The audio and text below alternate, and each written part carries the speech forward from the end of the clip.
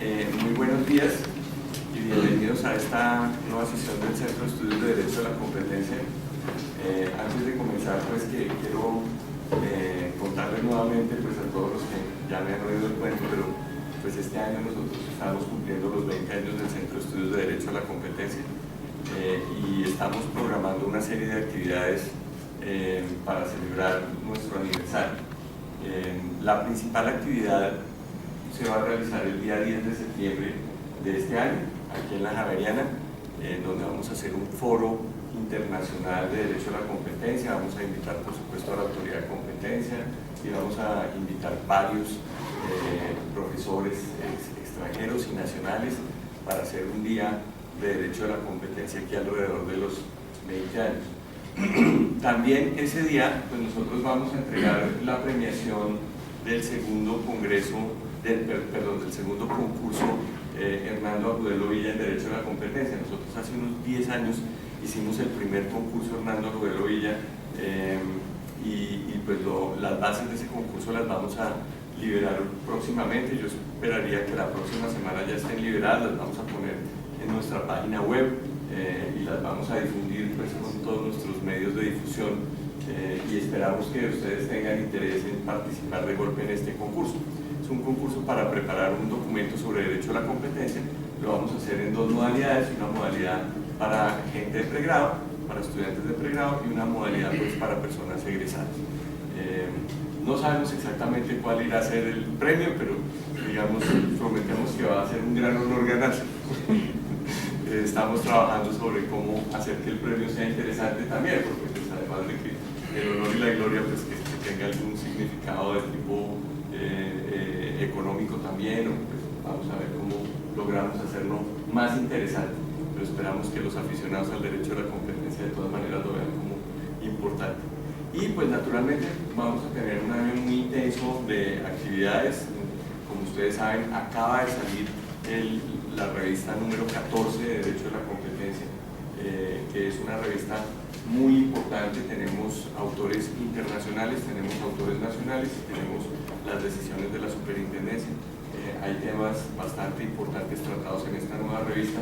Como ustedes pueden ver, en los 20 años del derecho a la competencia no hemos logrado sacar 20 revistas, pero sí hemos logrado, pues ya el número 14 pues es un número importante. Está abierta ya la convocatoria para los artículos para el año 2015 para generar la revista número 15 y pues esperamos que el hecho del concurso también nos ayude a escoger unos excelentes artículos también para, de todas maneras el artículo ganador o algunos de los artículos más importantes los vamos a publicar en la revista del CD. Hasta aquí los anuncios. En el día de hoy nosotros tenemos una sesión muy importante. Viene acompañándonos el doctor Felipe Serrano Pinilla. Él es abogado javeriano, tiene un LLM en la Universidad de Nueva York, en NYU, y fue el asistente de investigación de la profesora Fox. Felipe trabajó en el Consejo Nacional de Competitividad y desde hace ya bastante tiempo, desde hace 2 años y pico, está en la Superintendencia de Industria y Comercio, donde él es el jefe de los asesores del superintendente. Felipe Serrano pues, es un excelente académico, abogado profesional, una persona excepcional que está dedicada al tema de derecho a la competencia. Nos ha escrito un artículo para el libro de la revista del CEDEC número 14 que ustedes pueden encontrar allí, un artículo muy importante sobre el tema del control negativo para integraciones empresariales. Y Felipe pues está liderando algunas de las más importantes transformaciones del derecho a la competencia hoy en día, pues en su trabajo como asesor del superintendente, naturalmente con el doctor Robledo y con todo el equipo de la superintendencia, pero hay grandes transformaciones que están sucediendo en el derecho a la competencia hoy en día. Como ustedes saben, la Superintendencia de Industria y Comercio pues ha tenido una actividad extraordinaria, es una de las mejores autoridades que hay en Latinoamérica.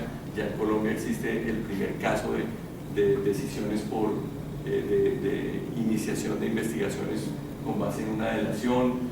Existen pues unas transformaciones muy importantes, multas muy importantes, investigaciones muy importantes en beneficio pues del desarrollo del derecho a la competencia, la protección del principio de libre competencia. Entonces, para nosotros es un honor tener a Felipe acá. Esta es su alma mater, esta es su casa, y nos sentimos muy honrados de que venga a participar con nosotros en una sesión del CEDEC, en donde Felipe va a tratar el tema de las posibles modificaciones al régimen de protección de la competencia en el proceso de accesión de Colombia a la OCDE. Entonces, con ustedes, Felipe Serrano. Muchas gracias. Pues muchísimas gracias al doctor Alfonso Miranda y al Centro de Estudios de Derecho a la Competencia y a la Universidad Javeriana por la invitación. Para mí es un honor venir a hablar al centro, entre otras cosas porque uno de los temas que más valora una autoridad es la crítica, y el Centro de Estudios es una fuente muy seria y técnica de crítica, y esa actividad es lo que le permite a la agencia avanzar. Nosotros en la superintendencia hemos procurado darle mucha transparencia y mucha comunicación al mercado con actividades como, por ejemplo, no sé si sepa, pero les anuncio, ya en la Superintendencia de Industria y Comercio pueden consultar las decisiones desde 1995.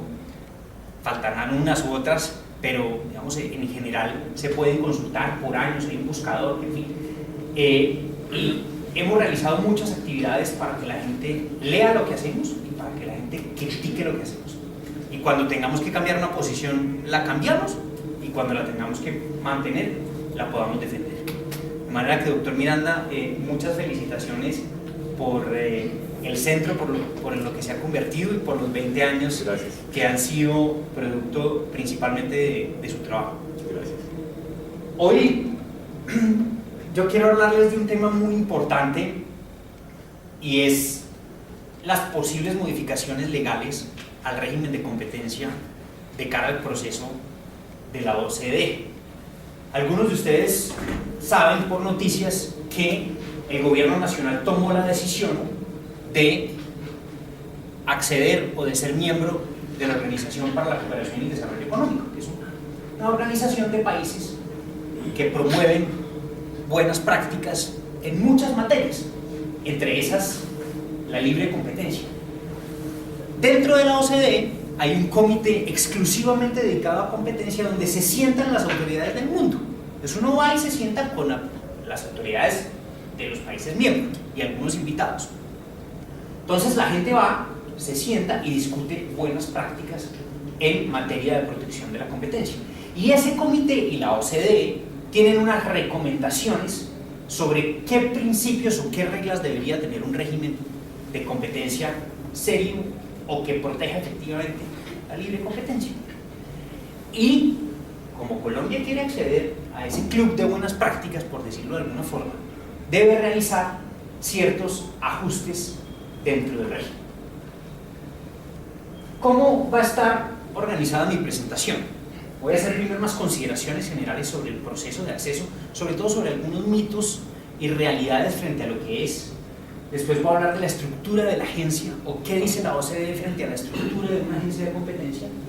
Y después voy a hablar sobre el proyecto de ley que va a presentar el gobierno nacional para hacer ciertas reformas al régimen de protección de la competencia, con el objetivo de, primero, o aprovechando la oportunidad de que hay un plan que está respaldado por el gobierno para cumplir con algunas recomendaciones de la OCDE y para hacer ciertas modificaciones que vienen como iniciativa de la agencia, pero que se incluyen dentro del proyecto de ley, entre otras cosas, porque han demostrado ser necesarias para tener un régimen mucho más serio.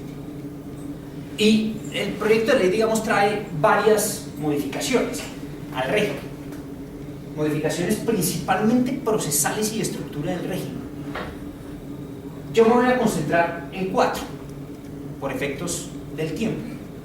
Voy a hablar de los beneficios por colaboración, o qué modificaciones va a proponer o propone el proyecto frente al régimen de beneficios por colaboración, integraciones empresariales, sanciones y medidas cautelares, y algunas disposiciones procedimentales que se refieren a el procedimiento administrativo en sí, a la reserva documental y a la revisión jurisdiccional de las decisiones de la superintendencia. En su momento les diré qué iniciativas son de la superintendencia, qué iniciativas responden a recomendaciones de la OCDE. Un primer principio que tiene que tener en cuenta el país al momento de leer las recomendaciones de la OCDE o de leer cualquier documento de esa organización es que para la OCDE no existen fórmulas exactas, no existen fórmulas únicas sobre cómo debe ser una agencia, cómo debe ser un derecho de la competencia. Existen principios. Entonces, por ejemplo, la OCDE no le dice a un país cómo debería ser su agencia, si colegiada o unipersonal, si debería tener un periodo fijo de 10 años o debería tener un periodo fijo de 2 años. La OCDE simplemente le dice que la agencia debe ser independiente de presiones políticas o de eventuales presiones políticas. Y, de acuerdo con eso, el país tiene una caja de herramientas para realizar modificaciones de acuerdo con su régimen jurídico y de acuerdo con las posibilidades también políticas que tenga para avanzar esas modificaciones. Entonces, la OCDE reconoce que no hay fórmula perfecta y yo quisiera que reflexionáramos un poco sobre esto porque digamos que muchas respetados académicos, personas han dicho la OCDE recomienda que exista una autoridad de competencia colegiada. Esa recomendación, que es cierta, estuvo incluida en un documento de 2010 que fue un examen interpares para que se contrató un consultor que hizo un examen y hizo unas recomendaciones. Pero el secretariado, la OCDE como tal, no tiene ninguna recomendación respecto de cómo debe ser una agencia de competencia. Y no la tiene por una razón. Fíjense ustedes, por ejemplo, lo que pasa hoy con, pensemos en el Consejo Superior de la Judicatura, que es un cuerpo colegiado, es un cuerpo independiente, y no por eso ha garantizado esa estructura su efectividad o su mejor administración de la justicia. Ahora hay cuerpos colegiados también excelentes, así como hay autoridades unipersonales excelentes o autoridades unipersonales nefastas. Entonces la OCDE reconoce, y eso es lo primero, que cada país tiene su propia dinámica y que lo que se debe buscar es garantizar un principio, más que garantizar una fórmula perfecta.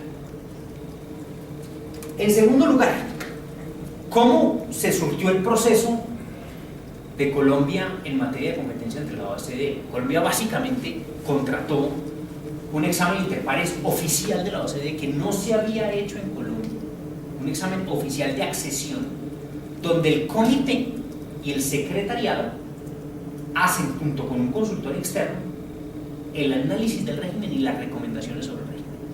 Y para eso surten un proceso relativamente democrático, por lo menos en su formación y la expedición de las recomendaciones.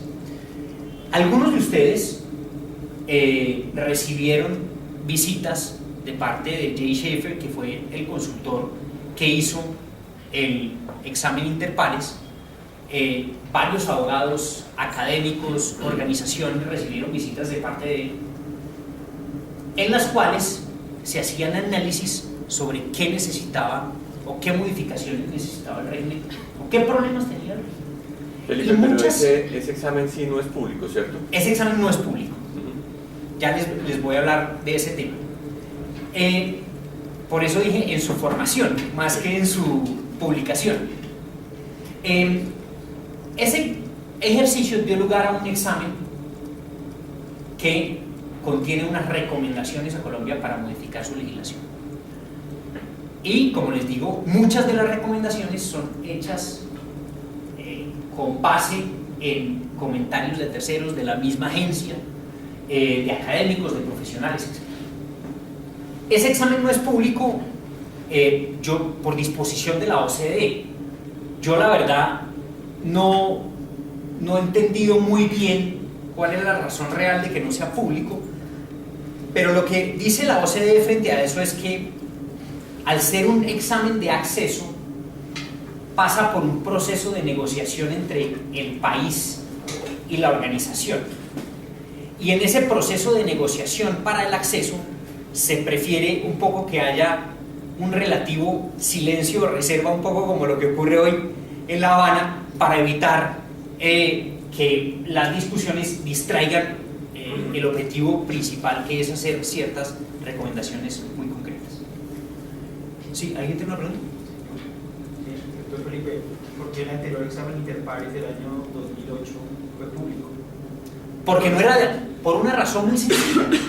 Primero, porque no era un examen oficial del secretariado de la OCDE. Y segundo, porque no era un examen de acceso de la OCDE a el... Que también llevó, pues, obviamente, a unas recomendaciones que se acordaron, pero tenían las conclusiones. De hecho, se publicó en una publicación. Sin duda. Y miren, de hecho, muchos de los exámenes interpares que ha hecho la OCDE en el proceso actual, que no han sido de accesión, han sido públicos. Lo que ocurre es que la OCDE tiene unos exámenes de accesión y unos exámenes que son académicos, que pretenden mejorar el régimen, etc. Pero para ponerle el sello al país, se hace un examen de accesión, necesariamente. Y ese examen de accesión es producto de un ejercicio del secretariado de la OCDE con la autoridad y con el gobierno. Y de hecho, digamos que la reserva a la superintendencia o a Colombia le es en principio irrelevante. Yo realmente, por eso digo, no he encontrado, digamos, una razón muy poderosa para tener la reserva, pero es una reserva por disposición de la OCDE. Ahora, es probable también que una vez haya, digamos, un avance sobre aquellas recomendaciones que se acogieron o se negociaron con la OCDE y aquellas que no, haya una publicación oficial. De hecho, para la superintendencia sería muchísimo más benéfico tener un examen interpares público, porque el proceso de modificación es en esencia político.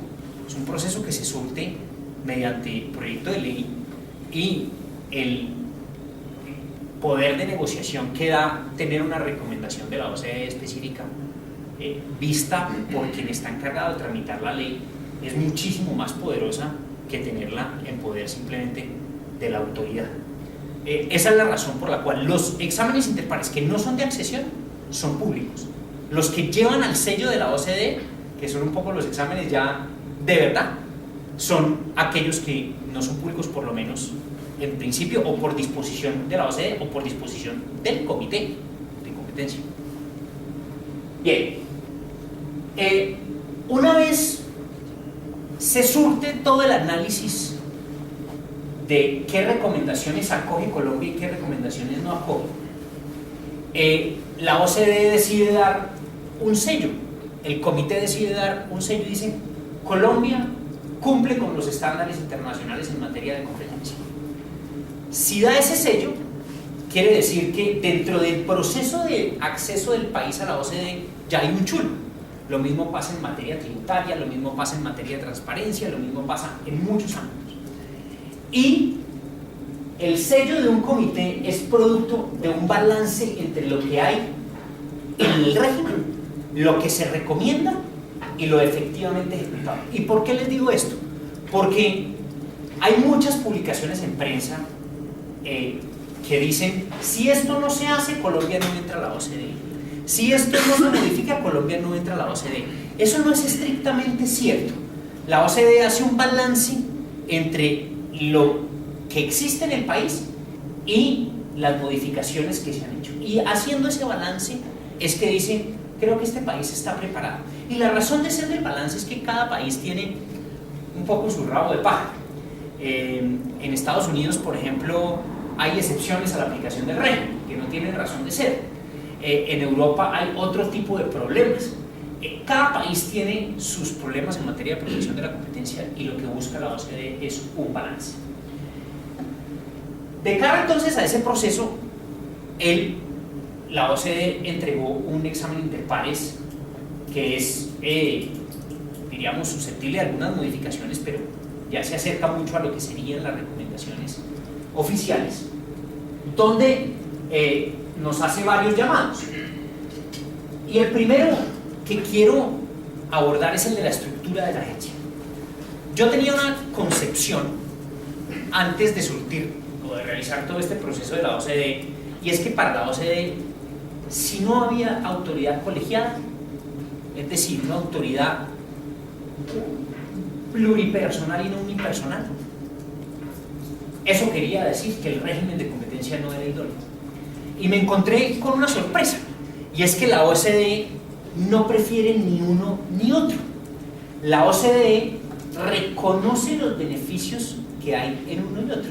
Y el mundo se acerca tal vez hacia las agencias de competencia pluripersonales, pero la OCDE no hace una recomendación respecto de eso. La agencia de competencia, digamos, compuesta por por un cuerpo colegiado, tiene beneficios como que desconcentra el poder de decisión, hace del poder de la decisión algo más debatido, algo más democrático, hace que haya una continuidad en la agencia cuando el nombramiento de los miembros se realiza por periodos sucesivos y no al mismo tiempo. Entonces tiene una cantidad de beneficios bien interesantes. Ahora, la OCDE, los países miembros de los comités también reconocen que existen muchos problemas en ese esquema.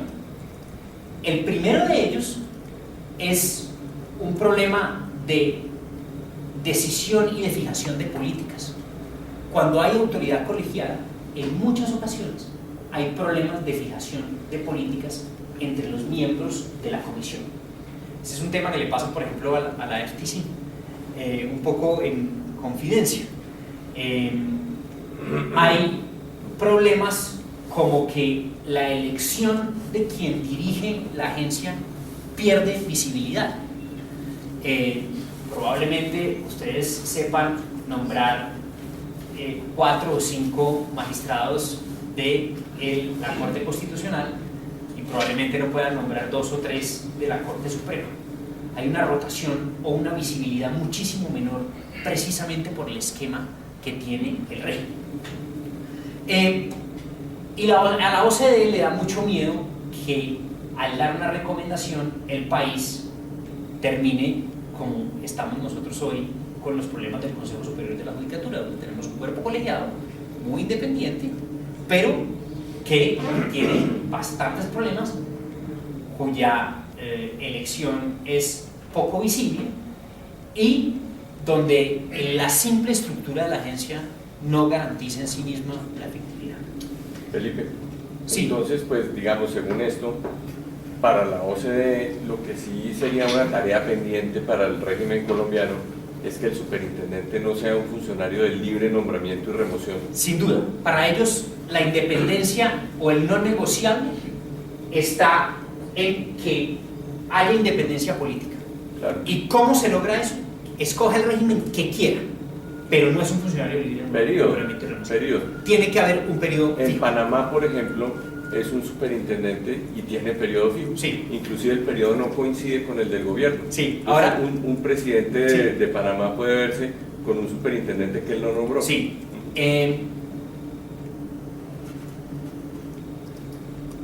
La decisión de si hacíamos una autoridad colegiada o no pasaba por muchas consideraciones.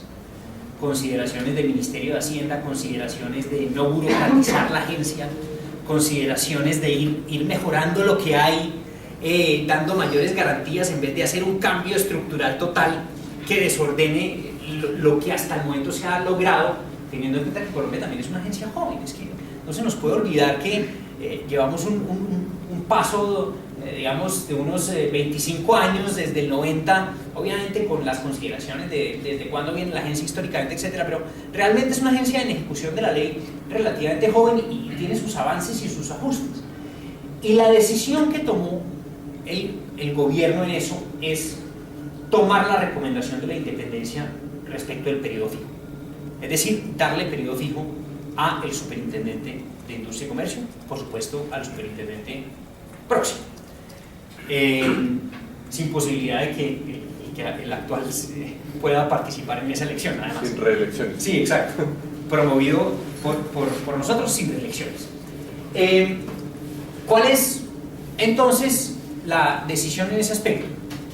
Va a haber un superintendente con un periodo fijo que hemos pensado de 4 años y que no coincide con el del presidente de la República, elegido por el presidente, sí. Pero removido, digamos, únicamente por causas disciplinarias o penales como cualquier otro funcionario, claro, por periodo fijo. Sin un sistema de pesos y contrapesos para la determinación, pura decisión del presidente exclusiva. Pura decisión del presidente exclusiva. Ahí hay un punto bien importante, y es que otro de los aspectos que se evalúan es si la agencia debería estar dentro del Ejecutivo o fuera del Ejecutivo. Mucha gente dice que eso le da independencia a la agencia.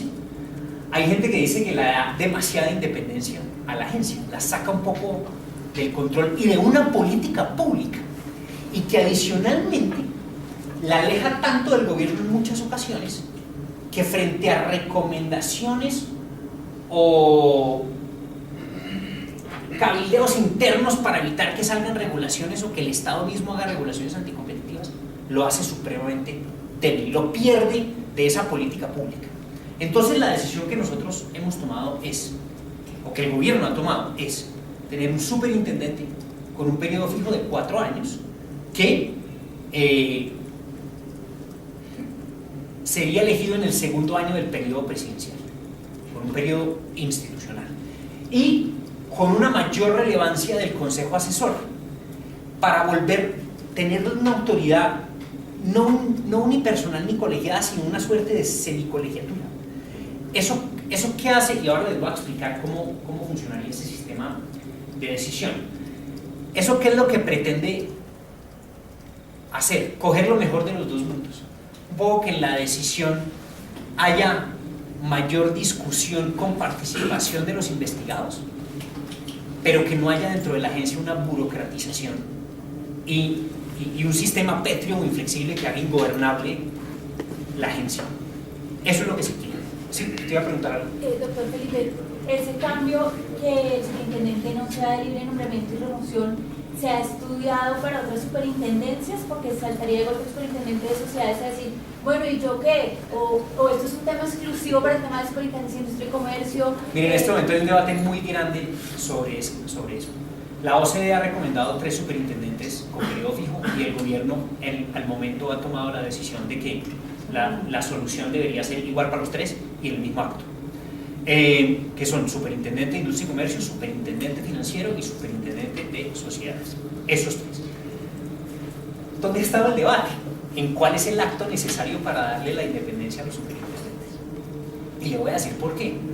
Porque el artículo 189 de la Constitución, en el numeral 13, tiene una disposición que establece que los agentes del gobierno son en todo caso de libre nombramiento y remoción. Eso quiere decir que requeriría reforma constitucional el otorgamiento del periodo fijo a el superintendente de industria y comercio. Ahí está la pregunta. La forma en la que está por definir, más que el principio de que a los superintendentes, o por lo menos en principio, a esos 3 superintendentes se les daría un periodo fijo. Bien. En segundo lugar, beneficios por colaboración. Este es un tema que poco tocó el examen interpares y poco lo tocó por el examen de accesión. Poco lo tocó por una razón. Para ese momento no teníamos ningún caso, no teníamos la experiencia, no teníamos... Perdón, Felipe, pero ahora más adelante se va a referir a cómo sería la forma del rol ampliado del Consejo Asesor. Sí, señor, en la parte procesal. Lo que quiero por ahora es que tengan en cuenta que se tomó la decisión de que fuera una agencia unipersonal con un periodo fijo, institucional, que no coincidiera con el del presidente, o por lo menos esa es la propuesta. Acuérdense ustedes que esto depende también de aquello que decida el Congreso. O sea, esto no es una cuestión del resorte exclusivo del gobierno, y tiene muchos otros agentes. En cuanto a beneficios por colaboración, no había ninguna recomendación específica. Y la razón, como les dije, es que para ese momento no teníamos ninguna experiencia en el tema. Ya en este momento hemos tenido algunos casos de beneficios por colaboración que nos han enseñado o nos han mostrado qué está bien del régimen y qué está mal, qué está bien de la negociación, cómo otorgarle seguridad jurídica a la gente, cómo incentivar a la gente a que venga, etc. Entonces, como Colombia va a presentar un proyecto de ley para modificar ciertos aspectos del régimen, la superintendencia tomó la decisión de promover unos cambios en materia de beneficios por colaboración. Hoy en día, ¿qué existe en materia de beneficios por colaboración? Lo que ustedes conocen, una persona puede obtener el perdón total o parcial de la multa a imponer cuando reconozca una conducta anticompetitiva y allegue las pruebas que permitan incriminar a otra persona en la comisión de esa conducta. El régimen, salvo el instigador. El régimen no dice absolutamente nada sobre la reserva de los documentos o las pruebas que trae el delator, sobre la reserva que se debe guardar frente a autoridades judiciales, sobre aspectos como qué pasa cuando un delator también incurre en una conducta criminal y en ese momento, si bien obtiene el perdón de la superintendencia, solo obtiene una reducción de la sanción de parte de la Fiscalía General de la Nación. Entonces, la superintendencia, aprovechando la presentación del proyecto de ley, propuso hacer varias modificaciones al régimen de beneficios por colaboración.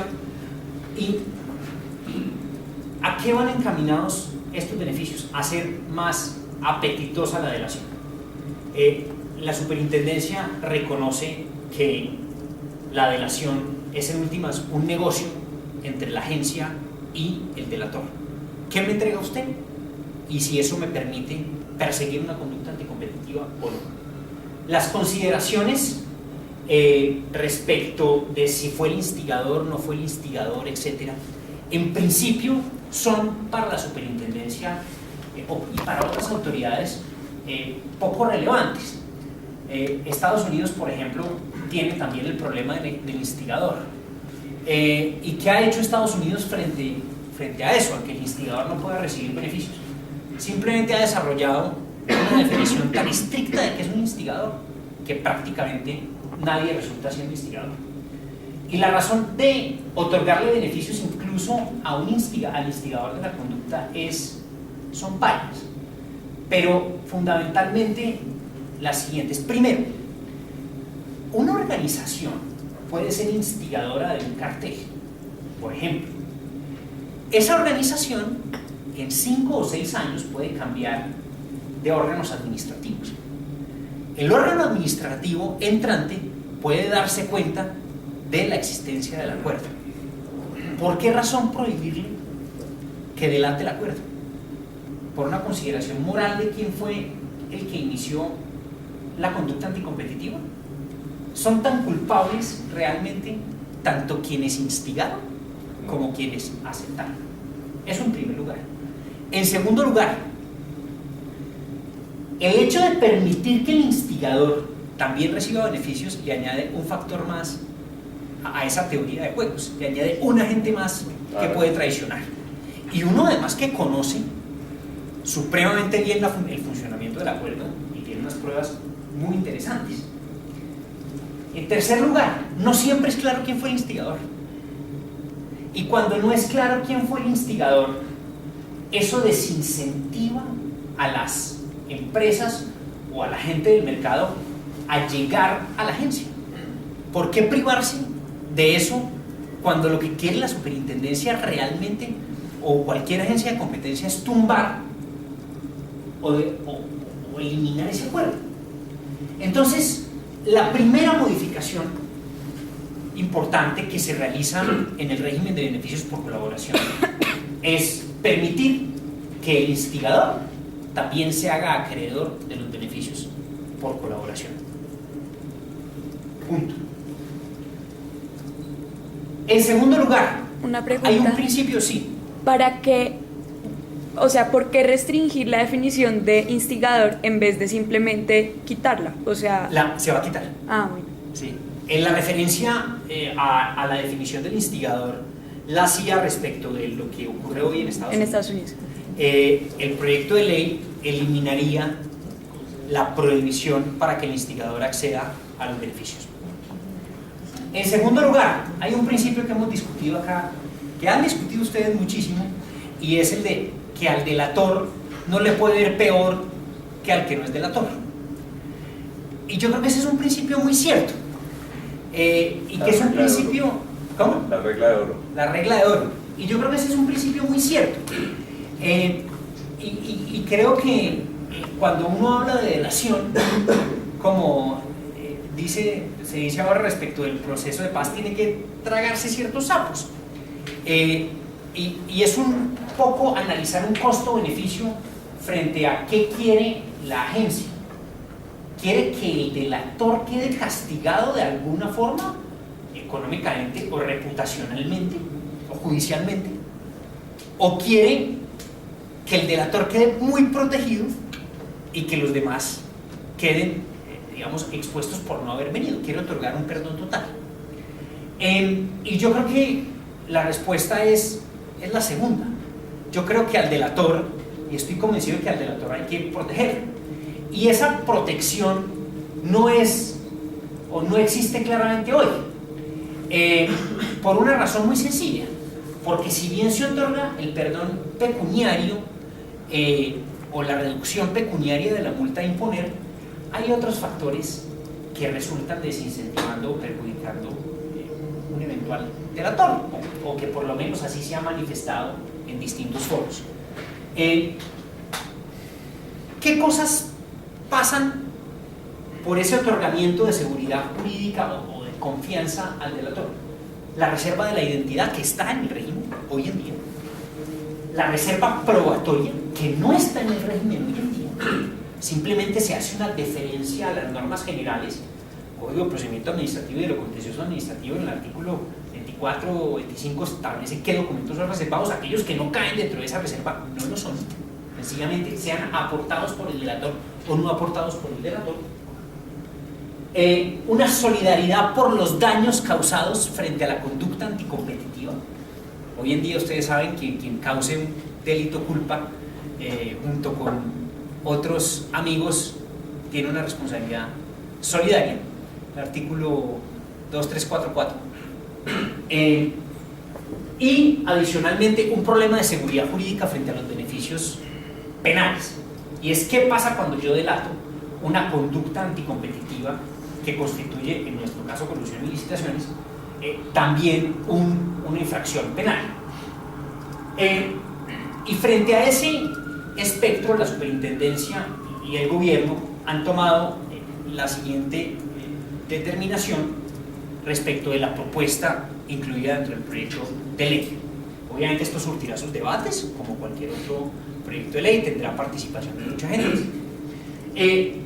La primera propuesta, que haya reserva de la identidad y las pruebas aportadas por el delator hasta la sanción. Es decir, que todo lo que se negocie, se aporte, se reconozca junto con la identidad del delator, sea absolutamente reservado hasta que se imponga la sanción. Sí. Tengo una pregunta, director Felipe, y es: ¿qué pasa si el delator como tal hace una delación y esa delación como tal lleva una falsedad o documentos que en sí son totalmente falsos?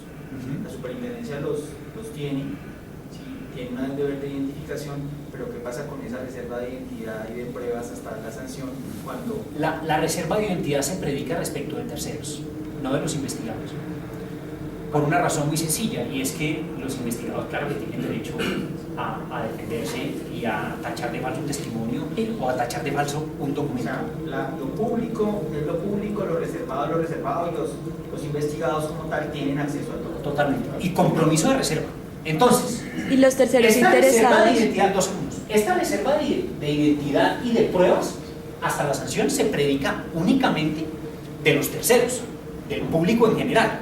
Claro, los investigados, y esto es una consideración, yo creo que de derecho de defensa me parece a mí muy importante y natural que el investigado sepa de quién proviene el testimonio y de quién proviene la prueba y que la pueda tachar además. Yo creo que no resistiría un examen constitucional tener como reservado lo aportado por el delator frente al investigado. Sí. Le sigamos preguntando. Tranquilo, puede hacer todas las preguntas que La quiera. reserva de identidad implica que van a hacer mención en los actos administrativos. ¿Por qué lo digo? Y lo digo desde el punto de vista de la lectura que he hecho de las resoluciones hoy por hoy que han salido por delegaciones.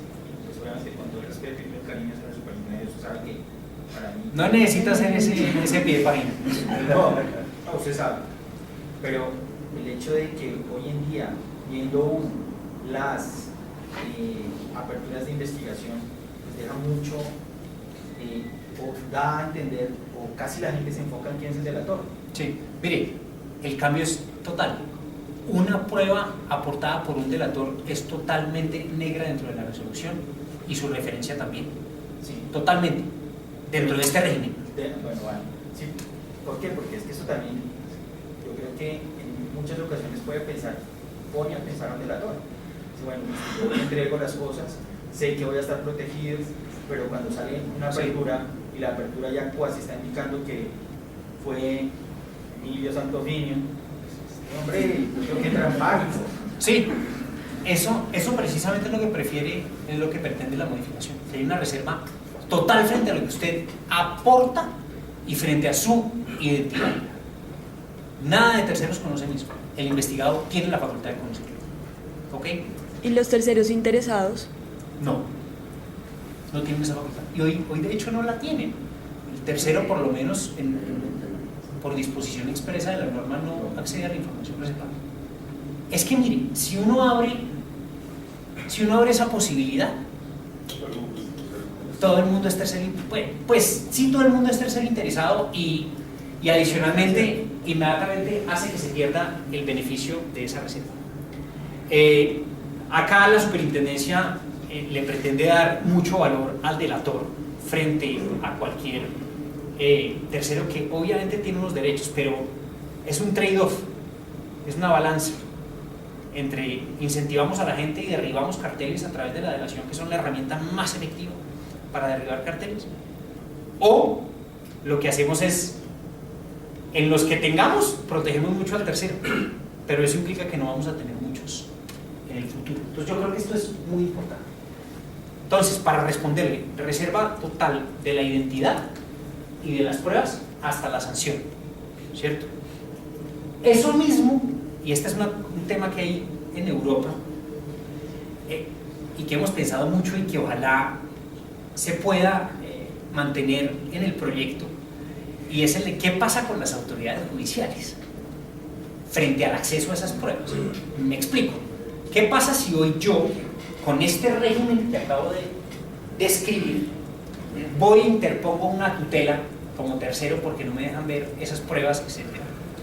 Una acción de grupo, una acción popular, lo que quiera, y el juez ordena el traslado de esas pruebas a su expediente judicial. ¿Qué se ganó realmente con este régimen de reserva? Yo creo que no mucho. Entonces, el proyecto de ley tiene una disposición que establece que la reserva de la identidad y las pruebas para el público y terceros son reservadas hasta el momento de la sanción, y que las autoridades judiciales, en ejercicio de sus funciones, por supuesto, podrán conocer esas pruebas una vez la autoridad haya proferido la sanción. Es decir, se protegen por ley también las pruebas de las autoridades judiciales, por lo menos hasta el final. Y esto tiene una consideración muy sencilla, y es que ¿Hasta el final solo de la superintendencia, del proceso administrativo, o hasta cosa juzgada? No, hasta el final del procedimiento administrativo. Hasta el final del procedimiento administrativo. Yo creo que en Europa, por ejemplo, nunca pueden acceder a... No, sí, hay una directiva actualmente reciente de finales de 2014 en la que se establece que sí pueden acceder una vez haya terminado el procedimiento. ¿Y en los Estados Unidos? Yo creo que nunca. Nunca. Nunca. Sí. Yo tengo una pregunta, doctor Felipe, y creo que la Super lo ha vivido, y creo que todos los que también digan o han tenido contacto con el derecho a la competencia en temas procedimentales, y es, entonces, ¿qué va a pasar con los recursos de insistencia? Porque pues yo creo que la superintendencia de una u otra manera, previo con la norma de la ley 1140 más esta que me parece muy bueno en el tema de reserva, ¿sí? Pues ha tratado de mantener la reserva de los expedientes y obviamente proteger en cierto momento históricamente el tema de derecho de defensa.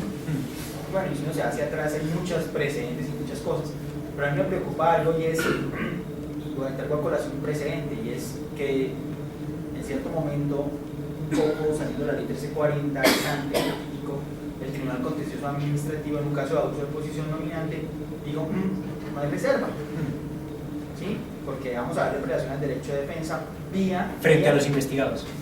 No, dejó abierto al tema, porque a Bavaria le dio acceso a todo lo de terceros también. Es que hay que verlo también desde varios puntos de vista. Sí, pero la razón de ser era... Sí, obvio, pero igual había terceros que eran competidores de Bavaria que tenían información reservada y Bavaria tuvo acceso a la información reservada de terceros. Entonces, es que ese es mi punto ahora, ¿sí? Entonces, el tema es que uno sí puede darle reserva a todo, pero también tiene que tener en cuenta la reserva de los terceros. Se me está adelantando eso también. Bueno, está en el proyecto de ley. Bueno, pero más allá del tema es, cuando uno lleva el recurso de insistencia con la autoridad de competencia, generalmente tiene que coger sus papelitos y mánselos al Tribunal Contencioso de Dinamarca. Sí. Y los recursos de insistencia generalmente pues van a venir de los terceros, sí, o van a venir de algunos investigados, sí, que piden que les den la copia, sí, mire, de los documentos de esa es una consideración muy importante. ¿Por qué se produce el recurso de insistencia? Entre otras cosas, y principalmente, pienso yo, porque no hay claridad frente a qué es reservado y qué no, y cuándo se puede conocer o no. Fíjese usted que las normas sobre reserva no establecen excepciones. A las normas sobre reserva del Código de Procedimiento Administrativo y lo Contencioso Administrativo no dice, salvo cuando sea necesario para ejercer el derecho de defensa. Tampoco lo establece la ley 1340. ¿Qué pasa entonces si yo le cito a usted un documento reservado en una apertura? De acuerdo con la ley no sé, porque la ley no trae excepciones. Y eso lo que genera es un debate frente al juez constitucional, frente al juez, de insistencia en este evento, respecto de si se puede conocer, o el juez constitucional eventualmente en tutela, respecto de si se puede conocer o no la información. Y teniendo en cuenta precisamente esa preocupación, nosotros establecimos o proponemos establecer una solución, y es darle claridad a la gente sobre cuándo puede conocer algo y cuándo no puede conocer. Y yo creo que en ese evento ya un tribunal pues le va a decir a usted, pues la norma dice esto es reservado y la reserva se crea por ley, punto. Cuando la ley crea la reserva, está creada la reserva. Y frente al segundo punto, a mí digamos que ya con esa claridad me preocupa menos respecto de los investigados, porque yo sí creo que los investigados deben poder ver la información reservada cuando sea fuente de en una investigación sancionatoria, cuando sea fuente de la sanción, digamos, o por lo menos, esto es una opinión muy personal, pero por lo menos en principio pienso eso. ¿Usted iba a preguntar algo? Sí, dos cositas. En la práctica, o sea, no han contemplado la posibilidad de excluir el juramento, la solemnidad. Yo estaba con dos diligencias, sí, defendiendo los intereses del delator, o sea, protegiéndolo, blindándolo, ¿no? Sí. Y me acuerdo que la solemnidad del juramento se para y todo lo demás, y sí, como en una corte en Estados Unidos. Sí. ¿Cuál es la preocupación? El delator, cuando ya lo ponen a jurar, eso ya se configuraría. Si el testimonio resulta después de la sanción frente a la fiscalía falso, ya lo juró, se configura el delito de falso testimonio. Entonces, apenas lo ponen a jurar al cliente o al delator, lo mira uno y le dice, no, suspendamos esto porque yo no me voy a exponer en un futuro, después de la sanción, frente a la fiscalía, que me denuncien el investigado de un falso testimonio. Esa es la primera cosa. Entonces, pues no sé si, o sea, que la delación no tuviera solemnidad del juramento para que después no tuviera problemas frente a la fiscalía. Y en segundo término, ¿cómo se maneja el secreto profesional, por ejemplo? Si el delator es un abogado que trabaja para el investigado, por ejemplo. Sí. O un médico, puede ser también en salud, un médico que tiene que, por ley, por constitución, el secreto profesional es inviolable. Entonces, han manejado como incluir en la ley de que eso sea una excepción al secreto profesional? Frente a las dos Porque respuestas, después lo pueden demandar también por violación del secreto profesional, todos los perjuicios que le... frente a las dos respuestas es no y no. Primero porque el testigo y el delator tienen el deber de decir la verdad, y el hecho de que tenga una contingencia penal frente a otra autoridad por falso testimonio, pues yo creo que eso no se puede pretender poner. Frente al secreto profesional, ese es un tema muy complejo que la verdad no hemos analizado de cara a la ley. Yo creo que cuando el delator es una persona jurídica, debe allegar absolutamente todas las pruebas que tenga y que sean idóneas para configurar la conducta. Y frente a nosotros no hemos hecho, digamos, ninguna consideración particular, por lo menos como doctrina ya desarrollada claramente. Yo lo que le digo es lo siguiente: usted, el secreto profesional no lo da la calidad del abogado, el secreto profesional lo da la calidad del abogado más la actuación que realiza. El hecho de que yo sea abogado y soy presidente de una compañía y doy órdenes y compro, y doy órdenes de compra y compro cosas, eso no me convierte en que la orden que yo di o el consejo que yo di es un secreto profesional. Tiene que haber una relación de confianza realmente. O sea, el abogado, si es in-house, entiendo perfectamente su preocupación, debe ser realmente abogado, debe ser realmente asesor. Entonces, muchas veces los clientes dicen, no, es que estoy amparado por el secreto profesional, y no está amparado por el secreto profesional, porque, claro, tiene la calidad de abogado, y puede ser el abogado de la empresa, pero en el contexto en el que actuó, no estaba dando una asesoría o un secreto profesional.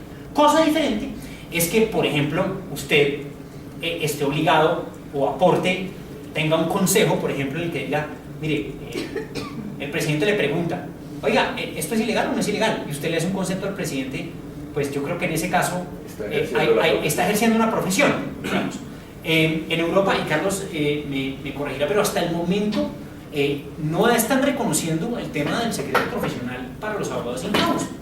No son abogados, no los consideran abogados, hasta hace 3 meses por lo menos. Esa es una discusión muy importante que hemos tenido en casos multijurisdiccionales. Yo he tenido la oportunidad de hablar con colegas de varias partes del mundo en relación, por ejemplo, con la facultad de inspección de la Autoridad de Libre Competencia respecto a los archivos de los abogados in-house.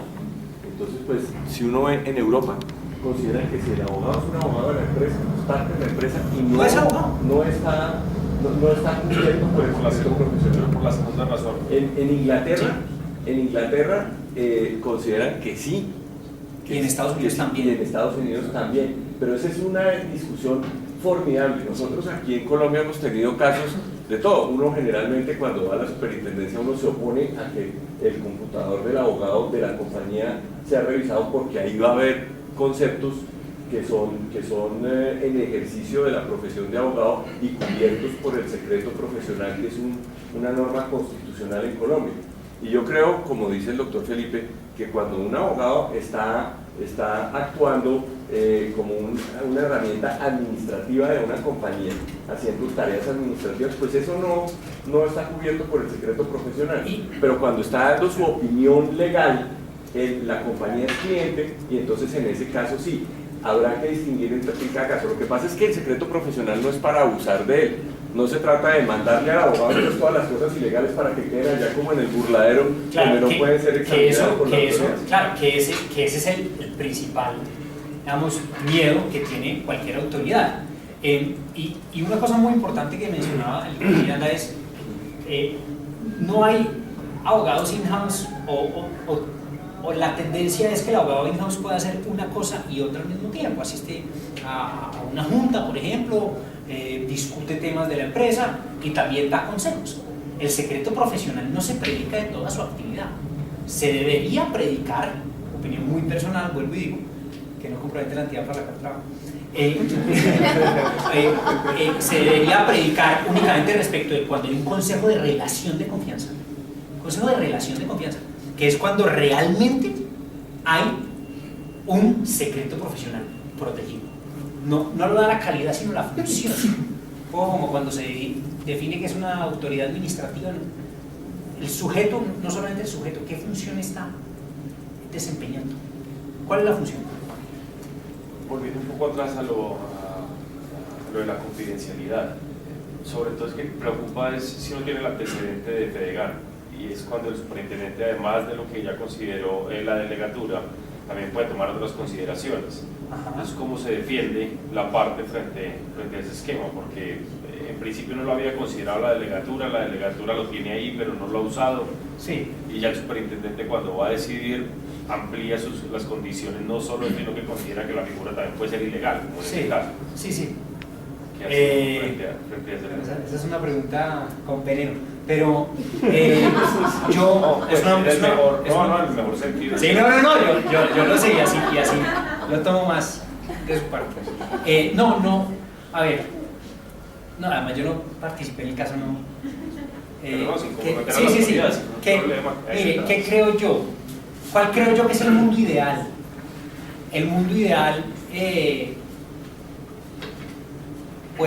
debería ser, esta es la acusación y estas son las pruebas. Un poco, digamos, y eso pasa en muchas autoridades, o sea, no es que sea ilegal ni mucho menos, sino define un poco más el marco, depurar más en la primera parte toda la actuación, decir, no trasladar todo lo de la averiguación preliminar a la imputación, sino configurarla y destruir todo hacer un desglose y destruir absolutamente todo. Aquí está y nos vamos a mover acá. Esa sería una consideración ideal.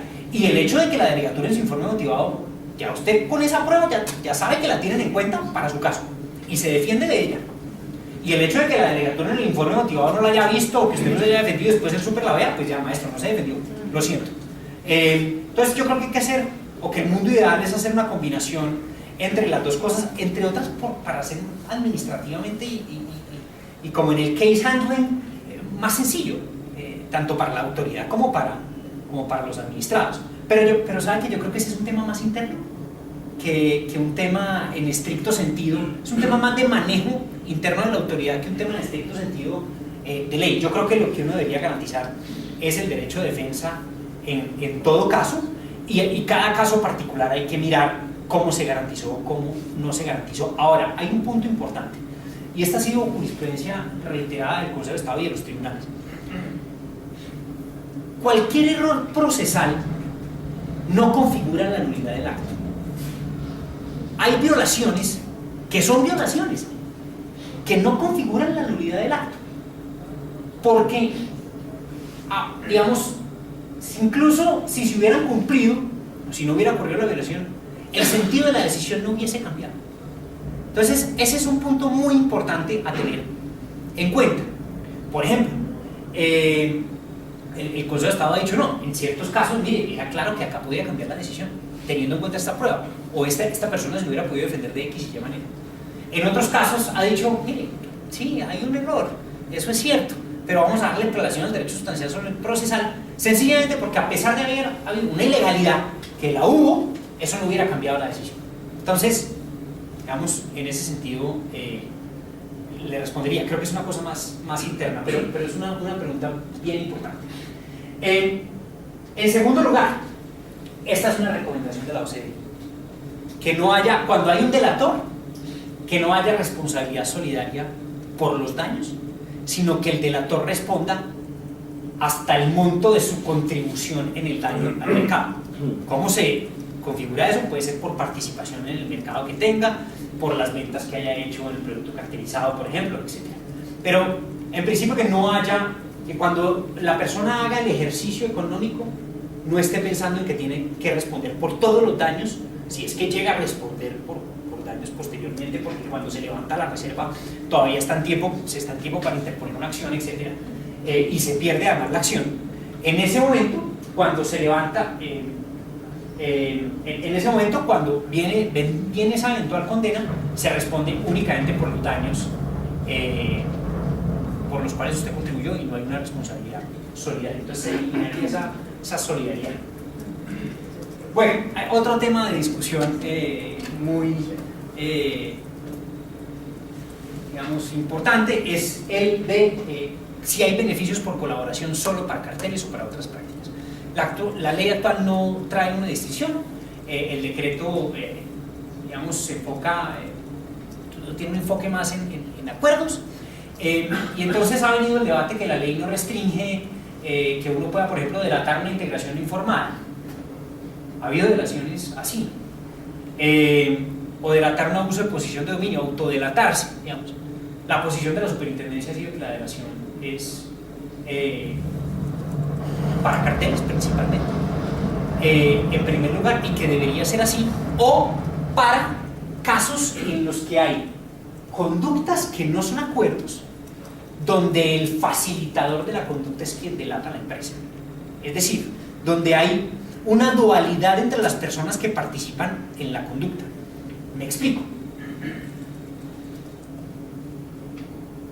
Estamos claros en que el acuerdo es susceptible de delación. La empresa A y C, las empresas A y C hacen un cartel de precios y la empresa A delata a la empresa B y C. Perfecto.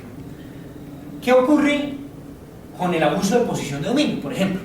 Donde una compañía, para ustedes un tema de, no sé, precios predatorios y un gerente está al tanto de absolutamente todo, cuánto perdió la compañía, cuánto recuperó posteriormente, sacaron al competidor, etc. El tipo tiene todo en su USB. ¿Qué pasa si la compañía llega como compañía a delatarse? Nosotros hemos pensado que la estructura de la delación es más un tema de teoría de juegos de desestabilización de la conducta que el reconocimiento o aceptación de los cargos.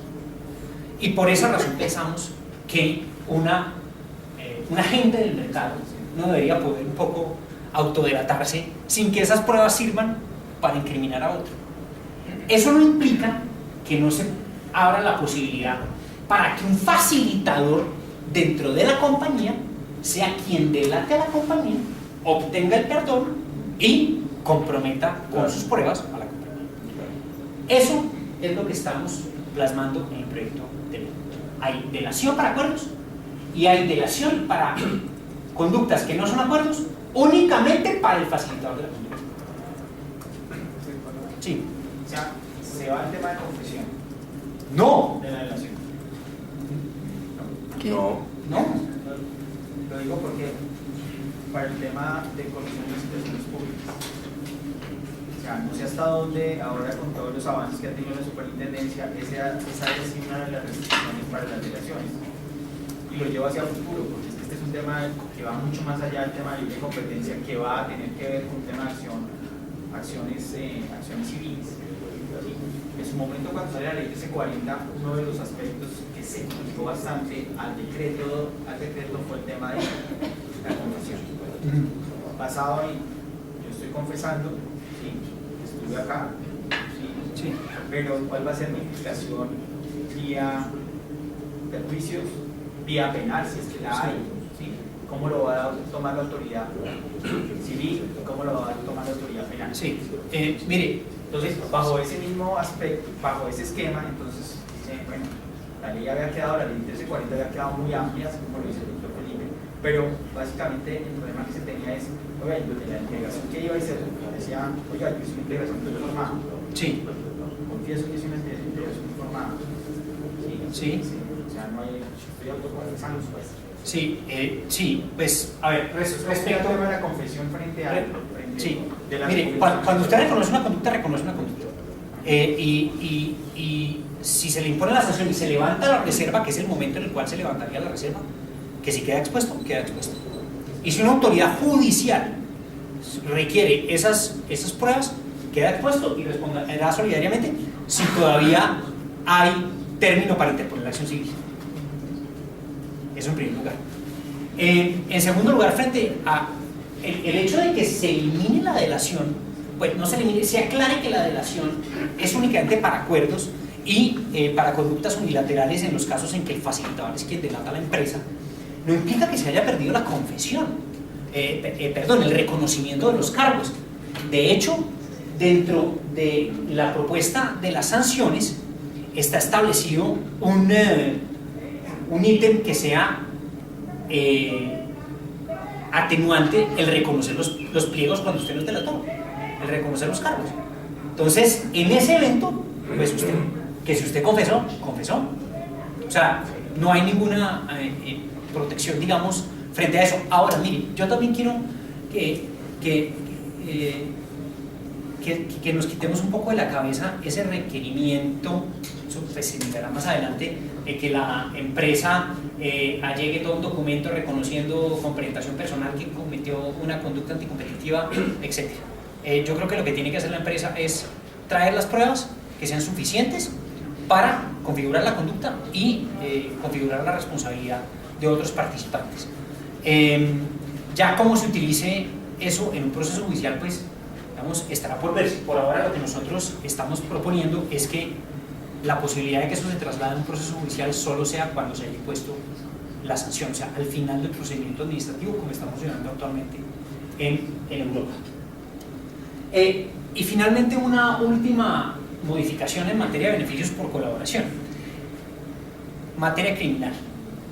Todos sabemos que hoy quien va y delata una conducta de colusión y licitaciones queda expuesto a un tema penal.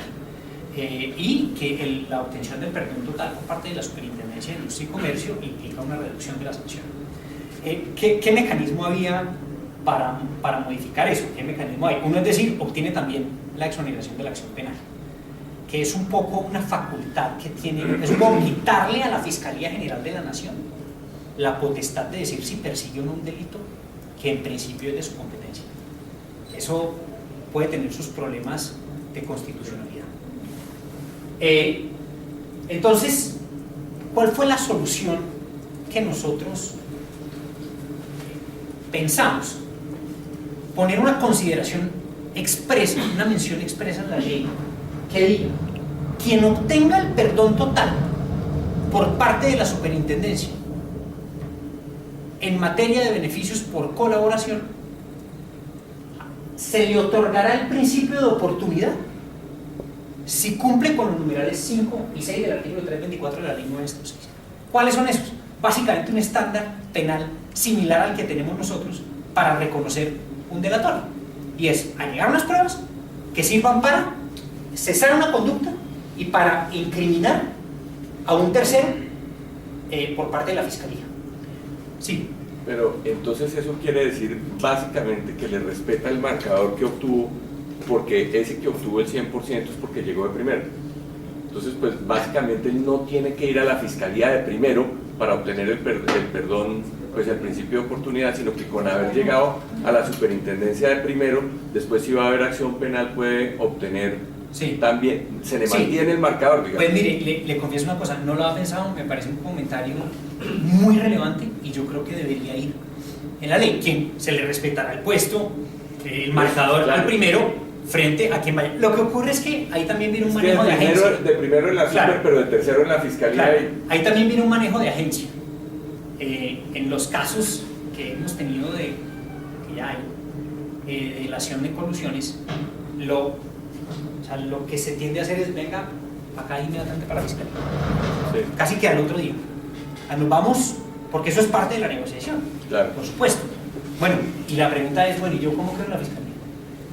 Entonces, claro, eso también es un manejo que le hemos dado en la agencia y no lo hemos visto como un problema, pero puede ser un problema.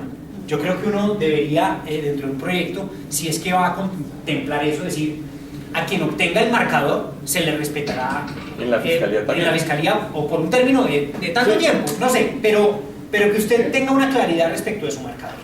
Sí. Eso puede ser una... Sí. Un comentario constructivo. Debe tenerse en cuenta en ese aspecto que el principio de oportunidad la Fiscalía lo negocia con el imputado, sí, o con el indagado en ese momento, no, sí, es imputado, pero el que lo aprueba es un juez de garantías, ¿no? Sí. O sea, que no sé si lo tuvieron, o sea, constructivamente, sí, sí, sí, en cuenta. O sea, sí, sin duda. La Fiscalía le puede decir: yo le doy todo esto, sin pero duda, llega un juez y se lo niega. Sin duda, pues, sin duda. Ese es un riesgo, sí, lo tenemos en cuenta, digamos, en la redacción.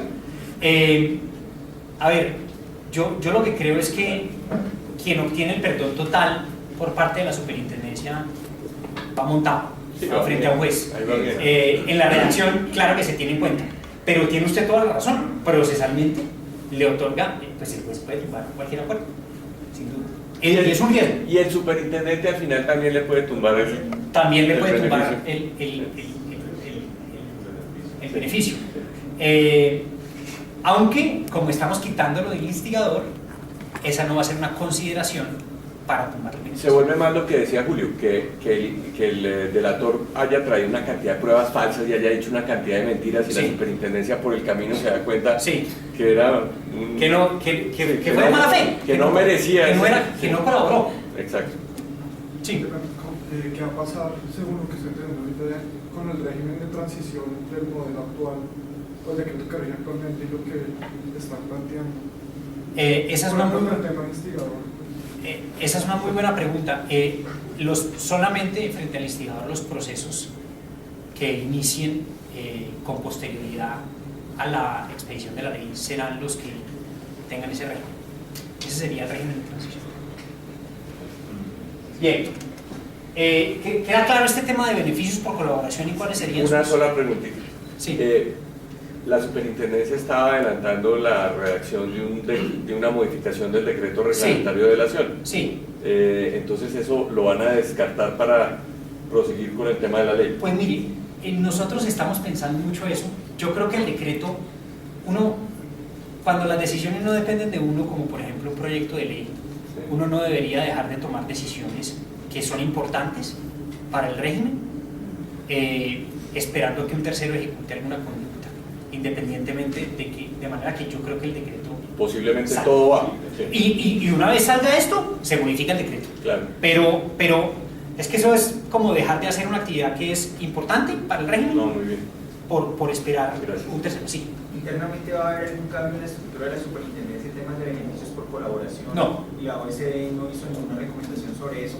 Es decir, que la delegatura siga llevando los procesos de delación y no haya una entidad independiente como lo tienen otras entidades o otras autoridades que se encarga de delación y tiene una interrelación con la delegatura. No se ha contemplado ningún cambio. Y solo por un tema que creo que incentivaría la delación y desincentivaría la resolución de prácticas restrictivas de la competencia es, no sé si hay alguna recomendación respecto de tipificar como delito las prácticas restrictivas de la competencia en general, o No. ese tema no se ha dado. No, cosa con la que estoy además en total desacuerdo. Y es una opinión personal. El artículo 300 del Código Penal.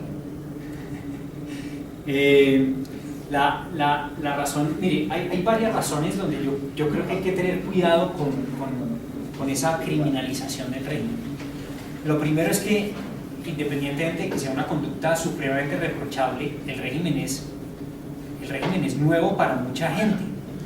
Hay empresas, claro, que ya son clientes habituales, pero hay empresas en regiones que por supuesto no conocen el régimen. ¿Qué? El doctor Ibarrelazo experto ya.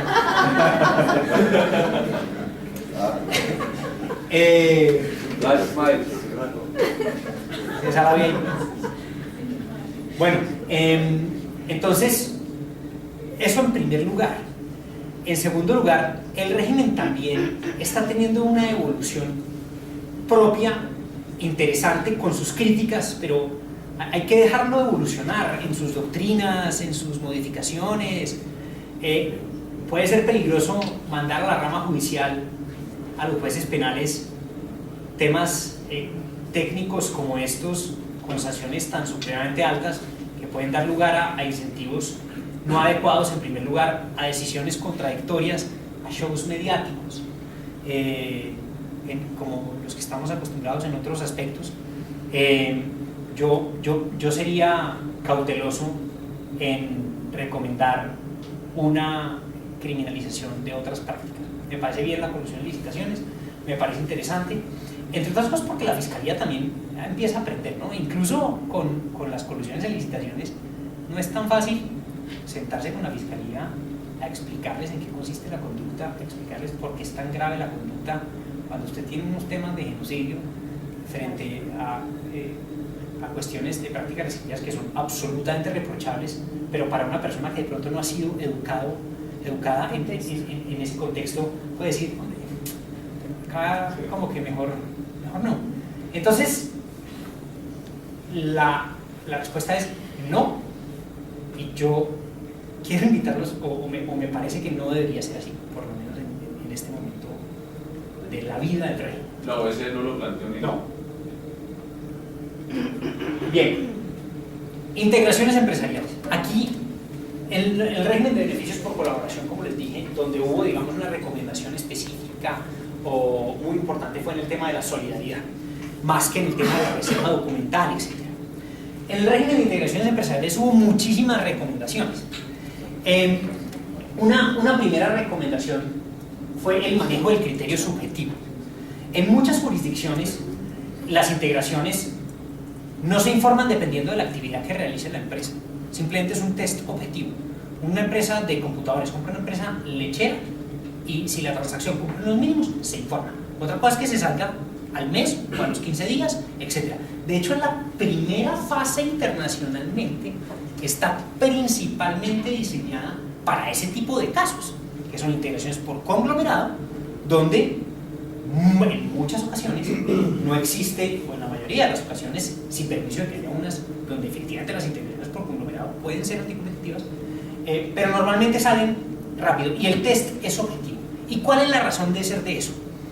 Primero, que la definición de misma actividad económica o misma cadena de valor es en esencia subjetiva, así como lo es la de la definición de mercado relevante, independientemente de que usted entienda actividad económica como mercado relevante o no, es una actividad subjetiva.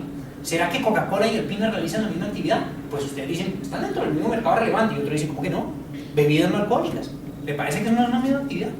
Entonces, son consideraciones netamente subjetivas. Por esa razón, la ICN y la OECD tienden o recomiendan que el criterio sea objetivo, que sea un criterio de estado financiero. Muéstreme sus ventas, muéstreme tal cosa. Y establezca un sistema muy rápido para que salga la integración. Y además, eso lo que hace es que cuando haya integraciones por conglomerado, que sí realmente sean entre productos relacionados, usted las pueda revisar. Carlos y muchos de acá muy bien conocen el caso de General Electric y Honeywell, que fue una integración principalmente que se negó principalmente por temas de conglomerado, donde no era horizontal ni vertical, no había problemas horizontales y verticales, y la Unión Europea, a diferencia de los Estados Unidos, encontró que había una restricción indebida de la competencia. Eso se nos sale de la competencia actualmente. Las cartillas de integraciones anteriores decían que se podía revisar integraciones por conglomerado. Yo creo que no, yo creo que misma actividad económica y misma cadena de valor claramente excluyen la integración por conglomerado. Entonces, la recomendación de la OECD, que yo creo que es sana, es decir, las empresas que cumplan con los siguientes estándares objetivos deberán informar. Y así usted se evita con el cliente que si es misma actividad económica, si es misma cadena de valor, si yo no sé qué, que es que la comercialización. Nada, ese es un régimen objetivo. Pues a pesar de que se van a reducir mucho las claro, doctor Miranda, yo sé que varias de acá van a reducir la pero es importante para la seguridad jurídica. Sí, eso es un tema de seguridad jurídica. No, lo va a reducir el doctor Miranda, nosotros es marginal. Solo carteles. Bueno, y por supuesto se elimina el tema del 20% del régimen de notificación. Ese aspecto, tal vez algunos de ustedes lo han vivido, pero pues el régimen establece una notificación cuando las empresas tienen menos del 20% del mercado relevante. Y eso se ha prestado primero para temas de inseguridad jurídica, segundo, a veces incluso para presiones indebidas de los clientes, como métala por notificación, que los mismos abogados responsablemente dicen, oiga, esto no es un tema de 20%, y realmente aporta inseguridad jurídica y eliminando el criterio subjetivo, directamente terminaríamos eliminando el tema del 20%. La autoridad única. Pues nosotros somos autoridad única de competencia para cuestiones ex post, pero tenemos dos excepciones principales en materia de integraciones empresariales, una la aeronáutica y otra la financiera. La aeronáutica tiene o por lo menos eso dicen las autoridades internacionales, no tiene ninguna razón de ser.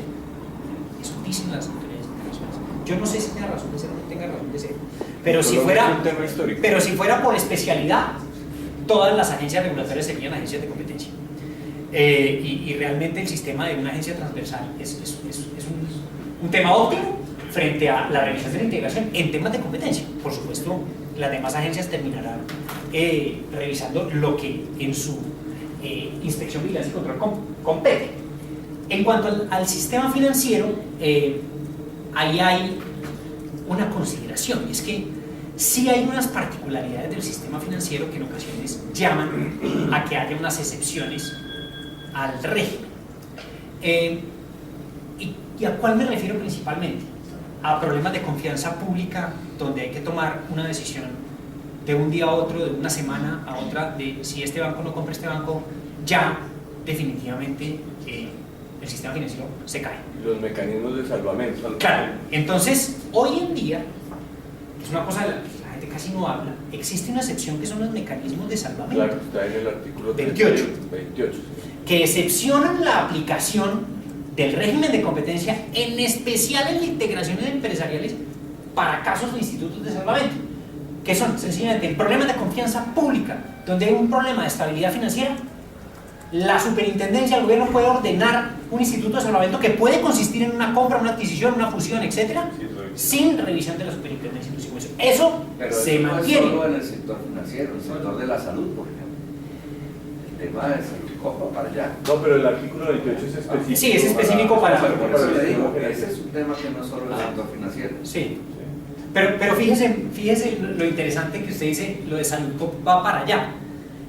Un poco los institutos de salvamento es que pues el problema europeo fue de un día a otro, no fue un tema, digamos, de mucho tiempo. Entonces tal vez ahí hay una diferenciación interesante. Esa opción se mantendría. La superintendencia revisaría las integraciones empresariales en momentos de normalidad, sin perjuicio de que la superintendencia financiera siga revisando y atendiendo a los institutos de salvamento, reconociendo que en ese momento la superintendencia pues no debería tener velas en el entierro, por lo menos un veto, y por supuesto con una expresa solicitud desde el principio de la superintendencia financiera de acompañamiento, como hoy lo hace la Superintendencia de Industria y Comercio frente a los casos financieros. Pero frente a un caso de salvamento no tienen que decir nada.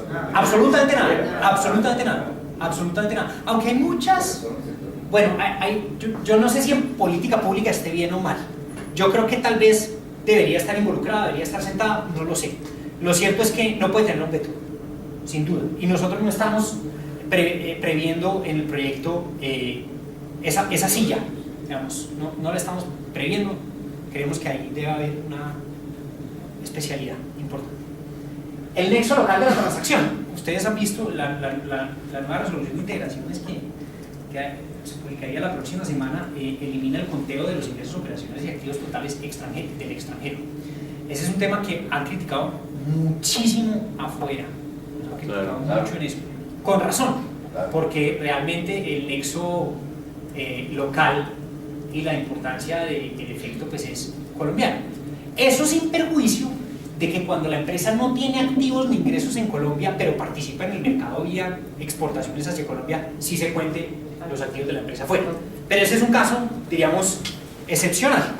Entonces, nosotros eso lo estamos arreglando en la resolución de integraciones, la que los invito a leer. Hoy debe estar ya publicada en la página web. Cambia el régimen, entre otras cosas, y muy importante para ustedes, eso yo no sé si también baja el negocio o no, pero es un tema bueno para el país. Sobre todo porque hay integraciones que no. Sí. En cuanto al nexo total de la transacción, hay otro punto importante. Una cosa son no contar los activos e ingresos operacionales en el extranjero, pero otra cosa es qué pasa cuando el éxito o cuando Microsoft compra una tienda de Unilago. En ese caso, en el régimen actual, eso le cae a la Superintendencia de Industria y Comercio. ¿Por qué? Porque la ley dice que los ingresos operacionales o activos totales se computan a las empresas en conjunto o individualmente consideradas. Ahí hay unas consideraciones importantes, y es que a veces esa adquisición de a poquitos puede llevar a unas restricciones indebidas. Ese es un problema. La solución por la que nosotros hemos optado es que siga este régimen de en conjunto o individualmente considerado, sin perjuicio de que la superintendencia establezca un mínimo que debe tener de activos o ingresos operacionales cada uno de los participantes. Es decir, si hoy en día la superintendencia dice 100.000 salarios mínimos en conjunto o individualmente consideradas, que pueda decir 100.000 salarios mínimos, pero cada interviniente, o por lo menos 2 de las intervinientes, deberán tener 2.000 salarios mínimos o 3.000 salarios mínimos. Ese es un tema en el que nos han insistido muchísimo. Yo personalmente no le tengo tantas, diríamos, ganas de reforma, por una razón, y es que no he visto que haya sido una cuestión, por lo menos me puedo estar equivocando, pero no he visto que haya sido una cuestión estructural insuperable, de costo de transacción infinito.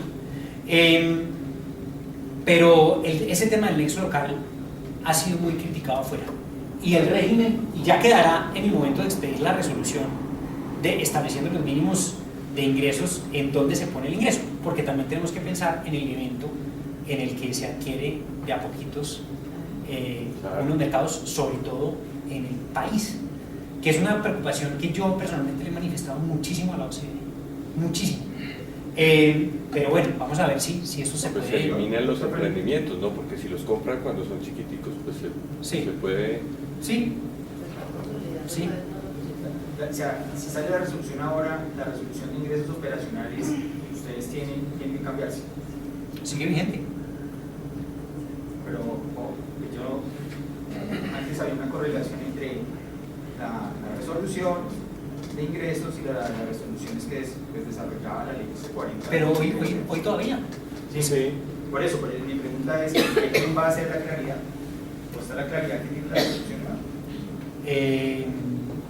A ver, es que la resolución yo creo que no afecta, yo no sé, doctor Miranda, que usted está más en la... Pues a mí me parece que no afecta, porque hay una resolución que separa, que dice cuál es el monto de los 100.000 salarios mínimos. Pero dice cómo también dice, hace o invoca también el artículo de cómo es el criterio objetivo. Entonces, si yo cambio el criterio objetivo, tendría que hacer pero yo se deroga la resolución, lo que fuera. Yo creo que toca verlo para que no haya... Porque me parecía que invocaba era la ley. Yo no recuerdo exactamente, pero creo que vaya... Y no la otra resolución, creo que invocas la ley. Pero digamos, no creo que vaya a generar una inseguridad jurídica. Doctor Serrano, una pregunta. ¿Y han pensado en la ley establecer algún tema relativo a los convenios de colaboración empresarial? No. Es que a mí ese tema me preocupa mucho porque hay una área gris, es decir, si bien hay unas guías, son guías, pero si uno mira en estricto sentido el marco legal, caramba, si uno está bailando en un terreno muy complicado. Sí, mire, eso es cierto. Yo haría 2 consideraciones. La primera es que hay una cosa que hay que reconocer: este régimen tiene muchos vacíos legales, y por esa razón se le consulta a los abogados, y eso pasa acá en Colombia, pasa en Estados Unidos, y los acuerdos de colaboración tienen el mismo problema en Europa, tanto que antes eran autorizados por la Comisión y ahora no. Ahora, ¿qué es lo que ocurre? Segunda parte, que en la ley hay un expreso reconocimiento donde dice: si un acuerdo de colaboración no es anticompetitivo, bien sea porque es neutral o porque genera efectos poco competitivos, pues la autoridad no lo tendrá como tal. Uno puede poner esa disposición. Yo, ¿qué es lo que creo, sinceramente, doctor Ibarra? Y eso lo estábamos hablando al principio. Yo creo que si usted en Colombia demuestra que determinado acuerdo tiene efectos, independientemente de que genere una restricción, tiene unas eficiencias que redimen esa restricción, y eso yo creo que lo hemos dicho en varias ocasiones, o lo hemos tratado de hacer. Ese acuerdo no es ilegal sencillamente porque usted no puede aplicar. La aplicación del régimen de competencia tiene 3 principios muy importantes. Aún en las restricciones horizontales. Aún en las restricciones horizontales. No digas, por el doctor Miranda le está saliendo salpullido. Estábamos hablando de eso. Mire, y tal vez el ejemplo lo hemos puesto en algunas ocasiones. 3 abogados que sacan una marca juntos y dicen: oiga, cada uno trabaje desde su oficina, pero vamos a compartir un servidor, unas secretarias, y fijemos tarifas comunes frente al público, como para que la gente los vea como uno, pero realmente nosotros somos independientes, o sea, cada uno hace su cuento. ¿Eso es un acuerdo de precios? Yo creo que no hay duda que es un acuerdo de precios. Ahora, ¿qué pasa si esas personas demuestran que ese acuerdo de precios genera unas eficiencias muy superiores a las restricciones que eventualmente genera. ¿Ese acuerdo es ilegal? Yo creo que no, y no es un problema de significatividad, pienso yo, porque el problema de significatividad viene es cuando el acuerdo es efectivamente ilegal. Es decir, el acuerdo que el ejemplo que le ponía ahora al doctor Miranda de los vendedores de agua o de aguardiente afuera del estadio, que se ponen de acuerdo y ya no vale 1.000 sino vale 10.000, es un acuerdo ilegal, sin duda, no, eficiencias que lo rediman no tiene ninguna. Eso es significativo, no es significativo, pero su eliminación su no persecución no se da porque no sea ilegal, es ilegal pero no es significativo. En el primer ejemplo que le puse, no, la persecución no se da no porque no sea significativo, sino porque no es ilegal. Eso, pero por ejemplo, mire, a mí los que generan mucha inquietud son los acuerdos de especialización en la producción, porque es que claramente yo le puedo decir a un competidor, es que hubo un caso ahí en la Supri, yo tengo deseconomías de escala y yo produzco machetes y martillos, así de fácil, pero tengo unas deseconomías de escala grandísimas y básicamente voy a salir del mercado. Entonces le digo a mi competidor que también produce martillos y machetes, digo, mire, dejémonos de pendejadas, yo le produzco a usted los martillos y usted produce los machetes y logramos una economía de escala y nos especializamos en la producción. Sí. Ese acuerdo para mí es claramente procompetitivo, en el sentido que genera grandes eficiencias, y voy a poder competir mejor con los grandotes que van a sacar del mercado. Pero si usted lo mira desde el punto de vista literal de lo que dice la ley, yo estoy ahí metiendo. Pero es peligroso. Pero es que ahí es donde yo creo. Ahí es donde encargan las integraciones y dejarme a mí las. El régimen de competencia es un régimen sistemático y tiene un propósito determinado. Y si un acuerdo no es anticompetitivo, no produce ineficiencias, no produce perjuicios para los consumidores, no bloquea la entrada, yo no creo que sea que pueda o que lo deban sancionar por eso. Esa es mi opinión. ¿Que tiene un riesgo? Sí, tiene un riesgo. Ahora, si la norma, mire, le pongo el siguiente ejemplo. Nosotros ponemos en la norma que si usted demuestra la eficiencia del acuerdo, eso es, si eso le da tranquilidad a usted y al mercado, yo creo que para mí eso no elimina la incertidumbre. Sinceramente, yo creo en ese evento que usted describe que si usted establece el acuerdo y una demostración de que la empresa iba a salir del mercado, por ejemplo, si se podía integrar con integración con la crisis, ¿por qué no va a poder hacerlo? Entonces, yo creo que ahí es donde hay que... Pero hay algunas restricciones accesorias en ese tipo de acuerdos que algunas autoridades empiezan a mirar si la restricción es esencial o no es esencial a la naturaleza del negocio, si era absolutamente fundamental hacerla o no hacerla. Sí, claro, sin duda. Esos criterios son los que empiezan a bailar. Yo coincido con el doctor Ibarra en que empieza uno a moverse en unos ámbitos... Pero fíjense que ese criterio, ese problema no lo elimina la ley. Yo lo único que espero es ese problema no lo elimina la ley, es un problema. Por lo menos uno sabe que es el criterio que existe y es la lectura que se va a dar, pero ahora estamos como no, claro, muy lo que uno perdidos. esperaría es que el próximo autor serrano que llegue a la super piense lo mismo. Ese es el problema. Tenemos que dejar una No, esta ley está hecha para que le toque a otros, a nosotros. Bueno, pero esa es la posición actual y está en varias resoluciones. Esa es la posición actual. Y yo creo que uno tiene que interpretar el régimen sistemático. Ahora, entiendo su preocupación, uno podría poner como un 101.3 europeo dentro de la norma. Lo que pasa es que si uno interpreta de forma distinta la norma, termina aplicando, sancionando una conducta que no es anticompetitiva. Y eso es un absurdo. Entonces yo no creo que el régimen esté hecho para eso y que alguien pueda interpretarlo de otra forma, pero puede pasar. Eso pasa. Y sí, razón. Bueno, bien. Bueno, frente al silencio administrativo positivo, hay un problema actualmente y es que la Superintendencia de Industria y Comercio puede solicitar más información y tirar la pelota 3 meses más. Ese es un problema, digamos, o varios. Ahora, también es importante lo siguiente: hay integraciones en las que los anexos de la FA, el anexo 1 y 2, no tienen toda la información y hay que pedir nueva información. Es natural y la Superintendencia, pues no, y mientras le traen la información en 2 meses, pues la Superintendencia no va a tener un mes para analizarla para que se le venzan los 3 meses. Entonces, lo que se propone acá es mantener los 3 meses con prórroga si se están negociando los condicionamientos, pero la superintendencia le entrega a usted una certificación donde le dicen toda su documentación ya está completa. Desde aquí empiezan a correr los 3 meses. Y de esa forma su cliente y la empresa tienen una claridad.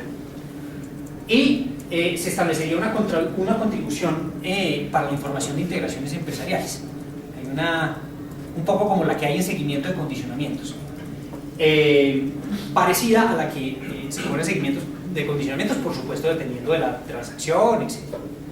Bien, sanciones y medidas cautelares. Una de las cosas que más nos criticaron fue el tema del tope sancionatorio. Y nos pidieron ponerlo porcentualmente. Ahora, el porcentaje, ¿cuál porcentaje ponemos? Las autoridades se mueven entre el 10 y el 30-50% de las ventas realizadas por el producto involucrado por año, ¿cierto? Esa es una opción determinada.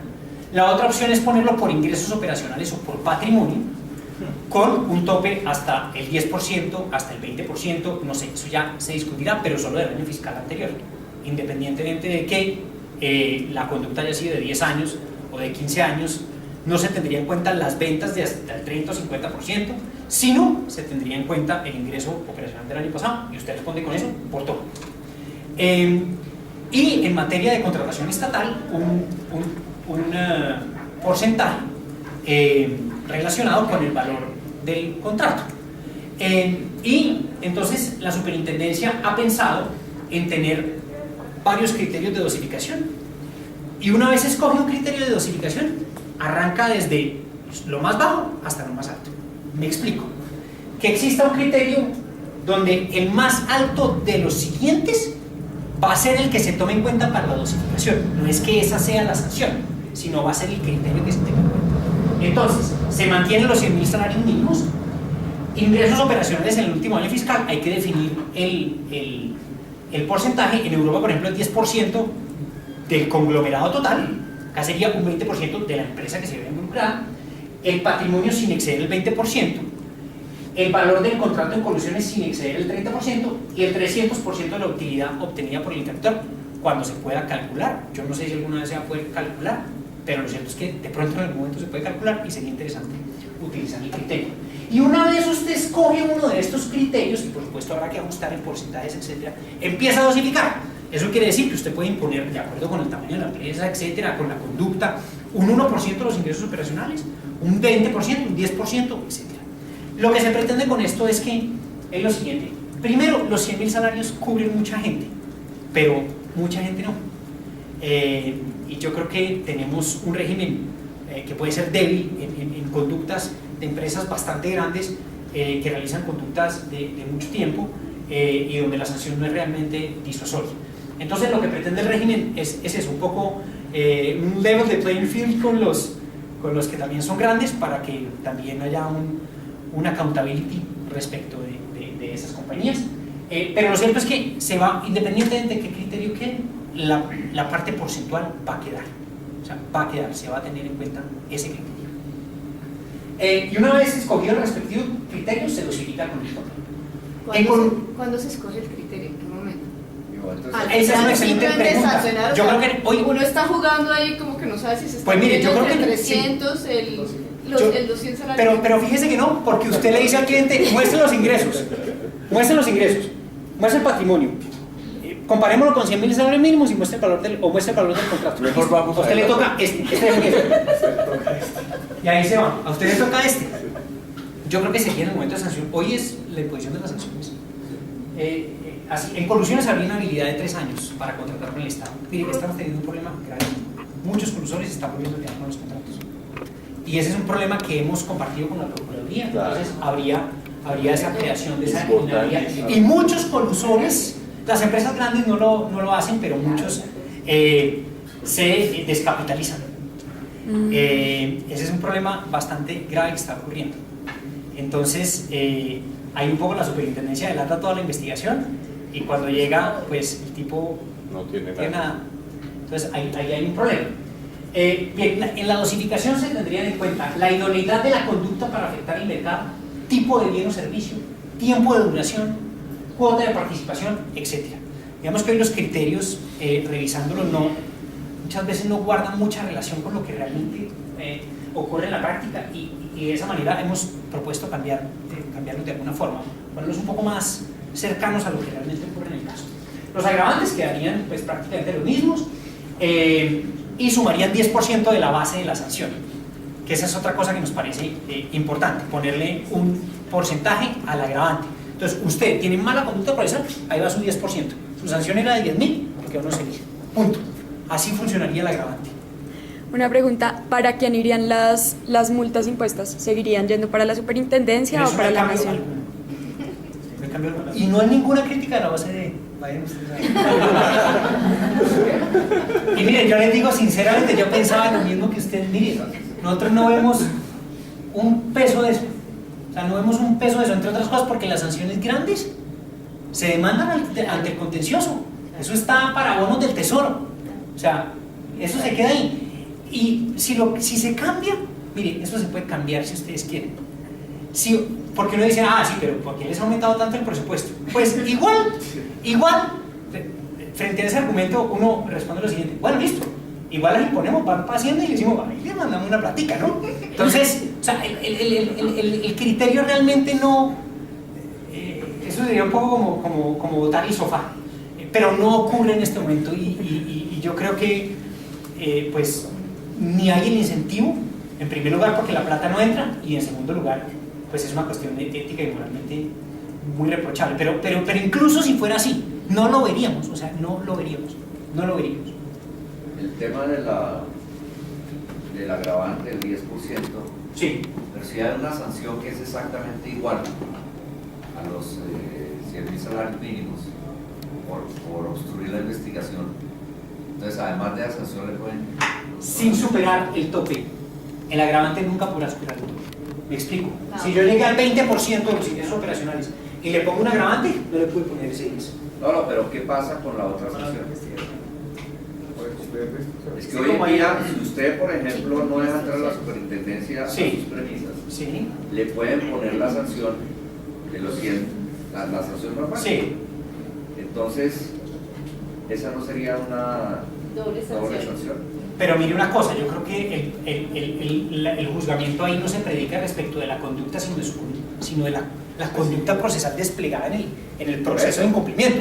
O sea, yo no le puedo a usted decir, le pongo 10.000 millones de pesos por no haberme dejado entrar, y además como eso es una conducta per se procesalmente reprochable, le pongo 11.000. No, pero resulta que usted se defendió en el proceso, dijo, mire, traje esto, una lealtad procesal determinada, etcétera. En ese momento pues no le puedo poner los 11.000. O sea, la fuente de la conducta no puede ser en sí misma a su vez un agravante.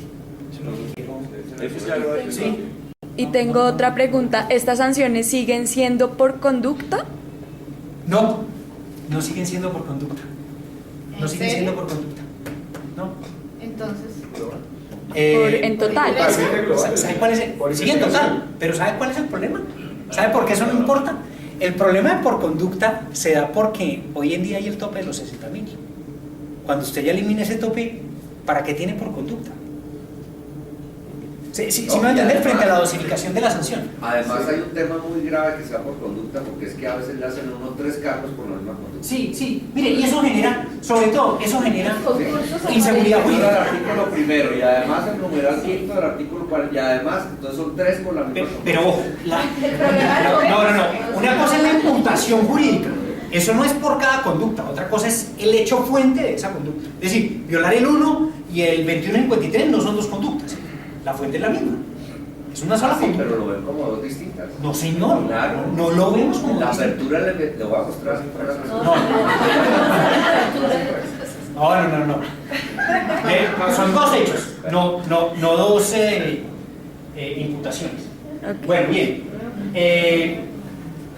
La aceptación de cargos cuando no se delató es atenuante. Y se contempla la medida cautelar. Otro problema que estamos teniendo. Hay indicios de que hay colusión, la Procuraduría lo sabe, todo el mundo lo sabe. ¿Y cuál es la medida cautelar ahí? ¿Suspender el proceso de contratación? Pues el Estado se queda sin el dinero, sin el servicio. Eso es una tontería. La Procuraduría ha propuesto una cosa que a mí me parece interesante, y es: se excluye el competidor. Y si después se encuentra que no, el Estado responde. pero excluimos al competidor, porque lo que hoy está pasando es que se están quedando con todos los contratos cuando hay indicios claros de una conducta anticompetitiva. Ejecutan el contrato y ya al final de los 2 años o 3 años, pues ya pagan la sanción, claro, del contrato. Exactamente. Pero la toma de medida cautelar se va a hacer antes de la averiguación preliminar. En ese punto es muy importante, doctor. Sí. Pero el punto es, ¿cuándo toma la medida cautelar el superintendente? Porque la averiguación preliminar puede ser bastante amplia, pasa el contrato y yo no puedo hacer absolutamente nada. ¿Hay alguna propuesta o se va a hacer decir algo para que la reacción sea inmediata? Yo creo que lo puede hacer cuando quiera. Incluso ¿Sí? en la averiguación.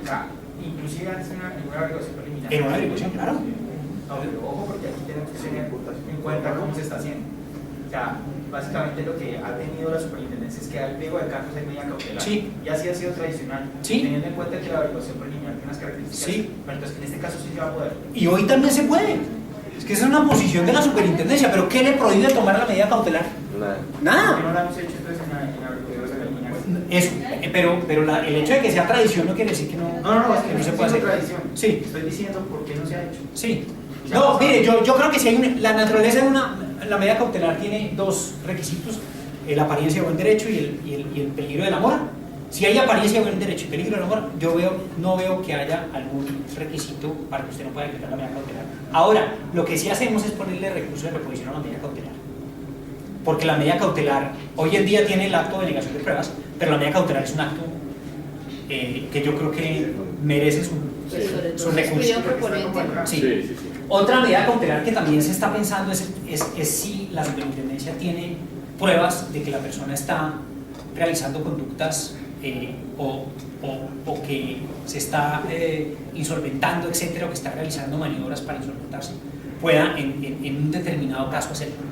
Las empresas grandes eso no ocurre, digamos, eso ocurre mucho con la colusión y licitaciones sobre todo, entonces ahí habría alguna posible modificación. Disposiciones procesales rápidamente. Audiencia reservada ante el Consejo Asesor con investigados y terceros. Muy bueno. Entonces, ¿cómo operaría? Sale el informe motivado. El superintendente considera que hay que sancionar, llama al Consejo Asesor y llama a los investigados y a terceros. A una audiencia reservada. Se oye, el Consejo Asesor oye, para que los investigados tengan una suerte de fair chance. Yo creo que sería el proceso más garantista en todo el Estado colombiano en materia administrativa. Y una vez ya exponen su caso, se van y el superintendente ahí con su delegado realizan, oyen al Consejo Asesor, oyen el consejo del Consejo Asesor y se toma la sanción. ¿Qué es lo que pretende eso? Un poco movernos hacia una semicolegiatura, donde la decisión, si bien no tenemos a 5 personas allá cobrando el sueldo, etcétera, burocratizando la agencia y poniéndola en disputas, tenemos en la decisión un sistema mucho más garantista. Yo creo que eso es importante. Si no sigue la recomendación, que no es obligatorio, no importa, pero debe motivar. Un poco como existe hoy en materia de abogacía de la competencia. Claro. Es un tema bien interesante porque yo creo que moverse a la recomendación del Consejo Asesor y habiendo ido da mucha transparencia y le da una obligación adicional al superintendente que me parece importante. Es decir, la recomendación del Consejo Asesor va a ser pública, va a ser de libre acceso para todas las, para los investigados y para el público. ¿Sí? Claro, pero ese Consejo Asesor hay que meterle más abogados, demasiado economistas.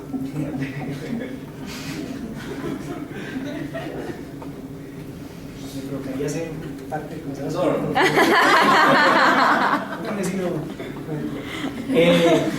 Bueno, reserva documental. Hay un problema en reserva documental grande, como hablábamos al principio, y es que nadie sabe. Hoy en día la ley dice que es reservado y no trae excepciones. No trae excepción, no dice, sí, salvo que usted el derecho de defensa no lo puede ejercer. O sea, claro, uno hace una interpretación sistemática y dice, sí, los principios constitucionales obligan a levantar esa reserva, etc. Lo cierto es que en ley no hay una excepción para levantar la reserva o para los investigados o para quién, o si solo se levanta cuando sea materialmente importante para la decisión, etc. ¿Qué propuesta hemos adoptado nosotros? La reserva documental no se puede conocer, ni principio general, ni por los investigados ni por terceros, salvo que sirva de fundamento, esté citado en la imputación, o sea, una prueba de la imputación, o 2, sea una prueba o se use dentro de la sanción. Es decir, cuando usted realmente, digamos, esté defendiendo de una cosa que pueda afectar su derecho de defensa, o eso sirva de fundamento para tomar la decisión. Y lo mismo en integraciones empresariales. Usted no puede ver nada que sea reservado. Si lo condiciono o le levanto, cosa que reserva, posibilidad que hoy la reserva no hace esa distinción. Si se lo condiciono o se lo objeto, se le levanta la reserva. Ahí hacemos un trade-off entre derecho de defensa y reserva documental. Sí. ¿Continuaría o va a haber algún desarrollo para el tema de reserva en averiguaciones preliminares, incluso para la persona que pues, no es formalmente imputada pero está haciendo las investigaciones? Reserva. Bien. ¿Salvo medida cautelar? Sí, salvo la medida cautelar, claro, porque además el recurso. Sí. Claro, lo que sirva de fundamento para decretar para cautelar lo puede ver. Sí. Esta es otra cosa. Ustedes saben de la despenalización de la acción, de la desmonopolización de la acción penal en materia constitucional. El artículo 250 de la Constitución trae la posibilidad de que la ley le asigne a las autoridades la posibilidad de ejercer la acción penal sin perjuicio de la pertenencia que tiene la Fiscalía, por razón de la especialidad de la materia o el bien jurídico tutelado. El proyecto trae la posibilidad de que la superintendencia ejerza esa acción penal, o bien le pida a la Fiscalía o la ejerza, digamos, motu propio sin perjuicio del poder preferente, que me parece un tema interesante. ¿Qué significa ejercer la acción penal, pero no la ignorancia? Pues ir ante los jueces. Ir ante los jueces a presentar la acusación. Hacer el papel de la Fiscalía. No, más que presentar la acusación. Con todas las garantías penales, por supuesto. Entonces, ahí lo que habría que contratar es unos penalistas berracos para que lo acompañen a uno. Bueno, este es otro tema, mire, que hemos debatido mucho. La OCDE ha dicho, vea, la rama judicial de ustedes es supremamente demorada. La rama judicial de ustedes es supremamente demorada. Eso es especialmente importante para las integraciones empresariales. ¿Por qué? Porque debería haber una definición frente al tema cuando la transacción todavía es viable. Hoy se han producido reducciones con el nuevo sistema, etcétera, sin duda. Pero, entonces, ¿qué dijimos nosotros? ¿Qué hacemos? Entonces creamos una jurisdicción nueva, o sea, mejor dicho, nos metemos en la rama judicial y Consejo Superior de la Judicatura. ¿Qué hacemos? Una opción que se nos ocurrió fue poner decisión de única instancia del Consejo de Estado en materia de nulidad de integración empresarial. ¿Sin importar la cuantía? Sin importar la cuantía. El Consejo de Estado tiene una única instancia. Pero mire, esto es sujeto de debate. Hay unos que dijeron que aplicáramos eso también para las investigaciones que hoy se demoran 10 y 15 años en resolver. Otros dijeron, mire, mandémoslo porque hay más garantías cuando hay doble instancia. Yo en un principio dije, hombre, dejemos la doble instancia porque es una decisión sancionatoria, de pronto vale la pena, es importante. Pero me parece interesante que a uno le decidan rápidamente una cuestión en materia de protección de la competencia, sobre todo cuando es la máxima autoridad en materia contenciosa administrativa. Eso está en el proyecto, habrá que debatirlo. Lo cierto es que da mayor rapidez. Yo creo que las empresas tienen que, y los abogados tienen que hacer un trade-off en esa discusión. Doctor, ese ramo y es, aquí ha habido varios casos en temas jurisdiccionales donde la doble instancia ha sido primero, ya han salido casos primero en doble instancia que con el Consejo de Estado. Le voy a dar un ejemplo de integraciones económicas. Un caso que fue el doctor Miranda, Sociedad Portuaria Regional de Cartagena. Sí, la Sociedad Portuaria Regional de Cartagena fue demandada por un operador portuario. Por allá en el año 2003 fue eso. Ese caso no es salido. Pero si vemos otras integraciones empresariales que han sido demandadas y que ya han subido o que han tenido un pronunciamiento, caso de Casa C, que salió muy rápido, ¿sí? Que no fue apelado, pues obviamente, pero creo que tuvo doble instancia, salió mucho más rápido. Sí. O sea, es un tema que, como usted lo dice, está a discusión, claro. Pero los jueces en unos casos han sido rápidos, pero el Consejo de Estado en otros ha sido muy mire, eso es una cuestión de decidir entre doble instancia y rapidez y seguridad jurídica. ¿Sí? Son esas dos cosas. Y ese es el debate que está abierto. Si yo fuera el abogado, y además yo sé que en ocasiones salen mejores decisiones abajo que de arriba, o sea, eso tiene, digamos, tanto de largo como de ancho, esa propuesta está abierta, así como todas las propuestas, pero a mí, yo creo que las empresas valoran mucho la rápida decisión. Dígame si sí o si no, y cómo me muevo, cuánto tengo que pagar, cuánto es esto, cuánto es lo otro.